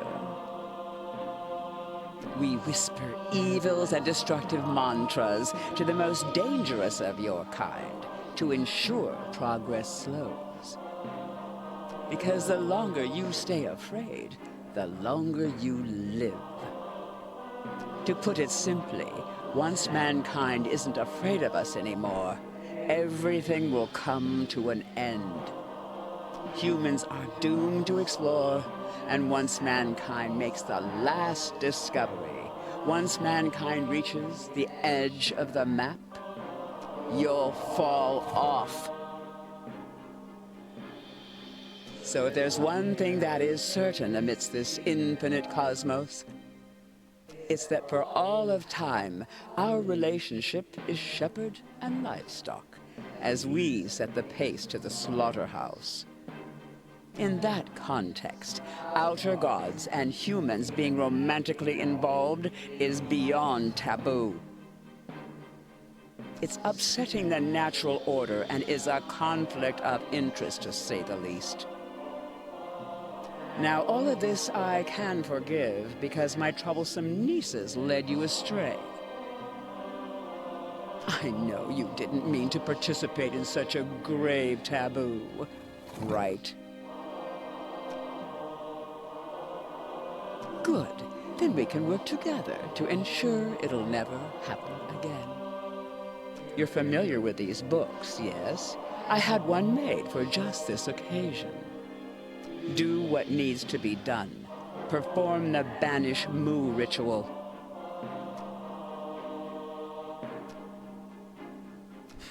Mu is the bookmaker, so it will prevent eldritch gods and humans from dating ever again. No more books can be made, and the entity responsible for bridging the gap between our realms will be destroyed. Our relationship will return to strictly business, in a manner of speaking. Do not force me to remind you the grave seriousness of the situation. I promise you've never seen anything like what I can do.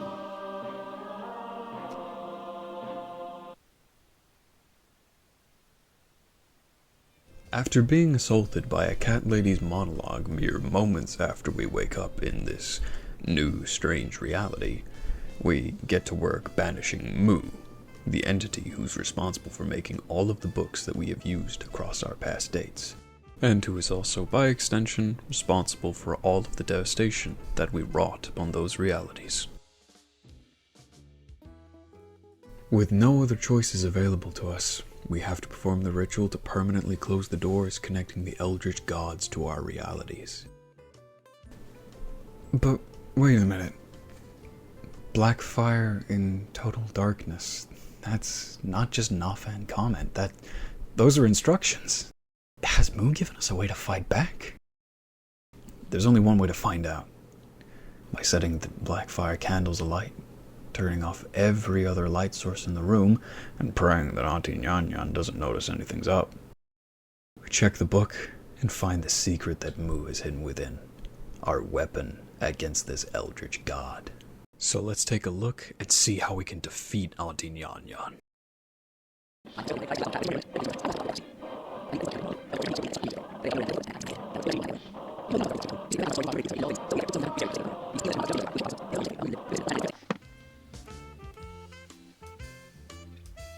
Yeah, I ain't reading all that. So you are as wise as you are lecherous. That is good. I expected you to be an insolent, uncompromising philanderer. You can imagine my disappointment to have found you actually quite agreeable. Then all is settled. The bridge between our realms is severed for good.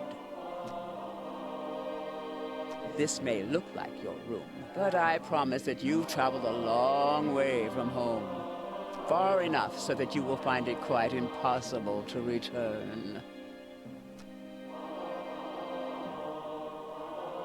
I know that very well. You've just seen the precipice of the abyss and flinched. There's nothing left of you to be concerned with. However, that banishment ritual made it so neither you nor I can travel to the realm of man ever again. Just a precaution. Call me thorough.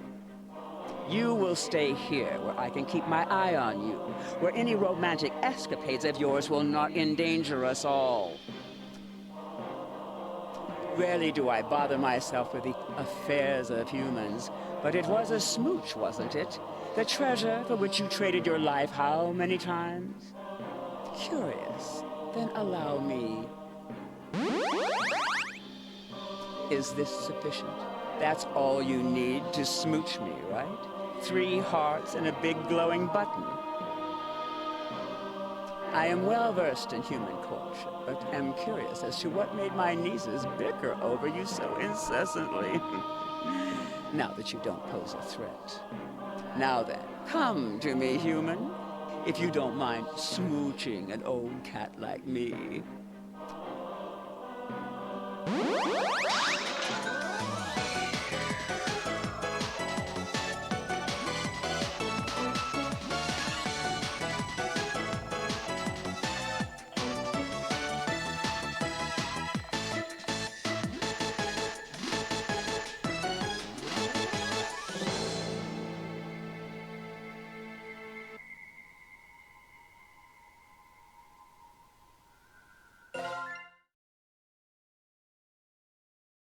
Whew.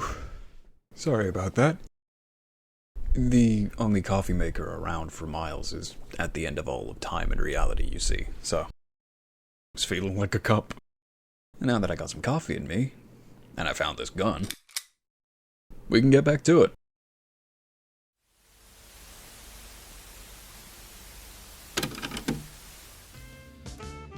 After reloading reality and properly arming ourselves,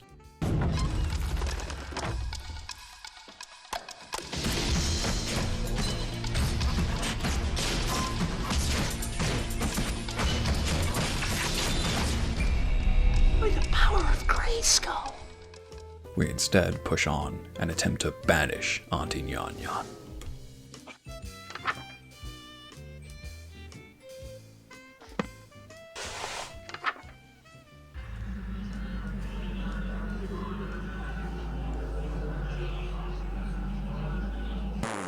Looking for this, dog? You may be capable of pulling a fast one on my nieces, but nothing escapes my gaze. I think you'll find it quite impossible to cast that counter-evil without this amulet. Now, my stray sheep, it's time I shepherd you back in line. But first...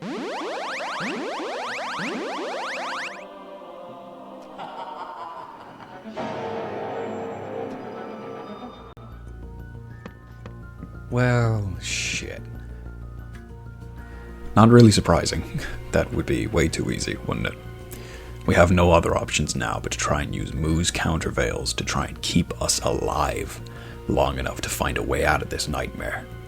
All while Auntie Nyan Nyan continues to taunt us.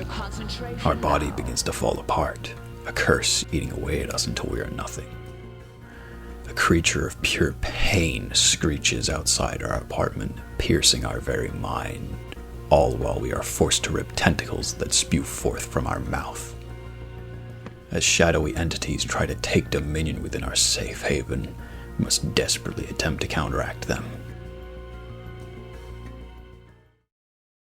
All while the invader won't take the hint and just leave. Do you have a moment to talk about our Lord and Savior, Auntie Nyan Nyan? Which, I mean, really is just a... Oh, damn. He got inside. We're screwed. Wait, he left us alone. Why would he... Damn these bastards. Is there no depraved act that they won't commit? She refuses to let up. You've survived all that? Just one human? In such a short time? Becoming... I can't believe it. You're no average human. But you still can't escape me.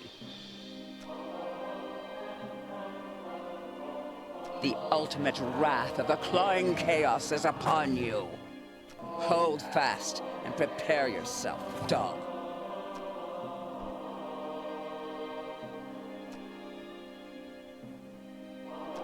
Then you lack imagination. Even after all this suffering, we still have to keep going, casting the same counter evils again and again and again. Love of God! For the love of God! Please! Damn! Until finally... You're still standing? How?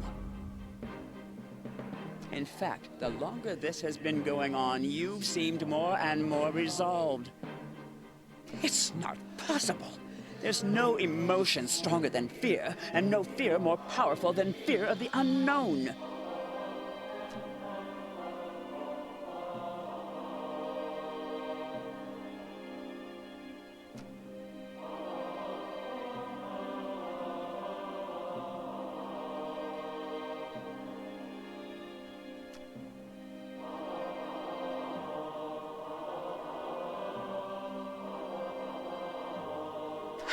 You're not even stuttering anymore. Why aren't you cowering before me?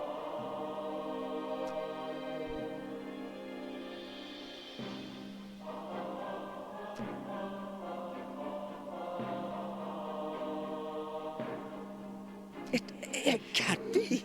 It's love. What?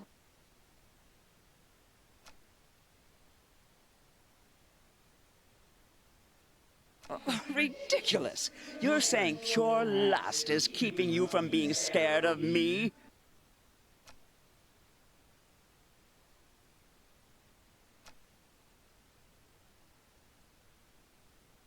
Not when one of them is the danger. Don't you understand the cruel indifference of the infinite cosmos? Your world, your reality, everything you know and love, it's all meaningless and could vanish in an instant.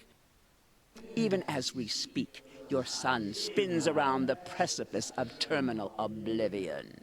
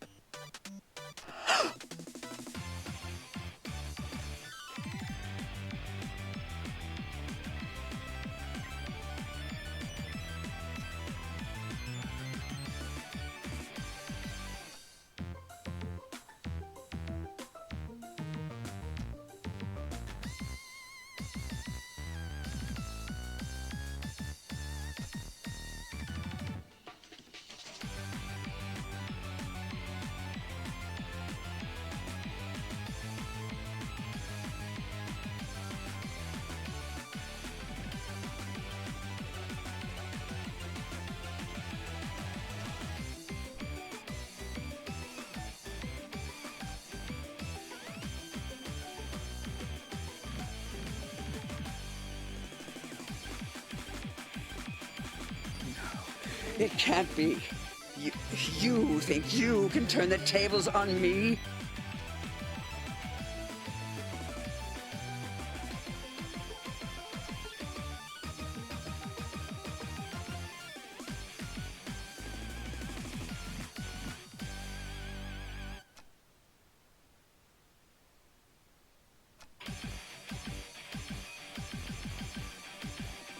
Oh, no!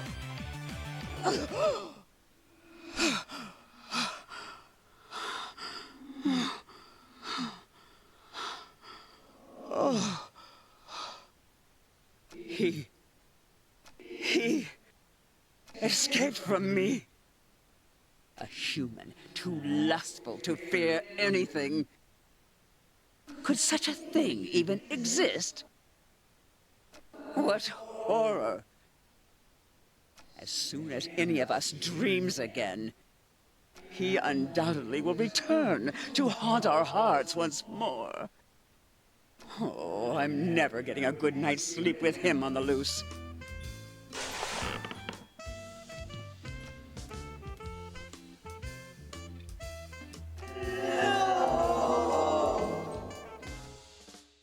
And with that, we are actually, finally, properly, truly done.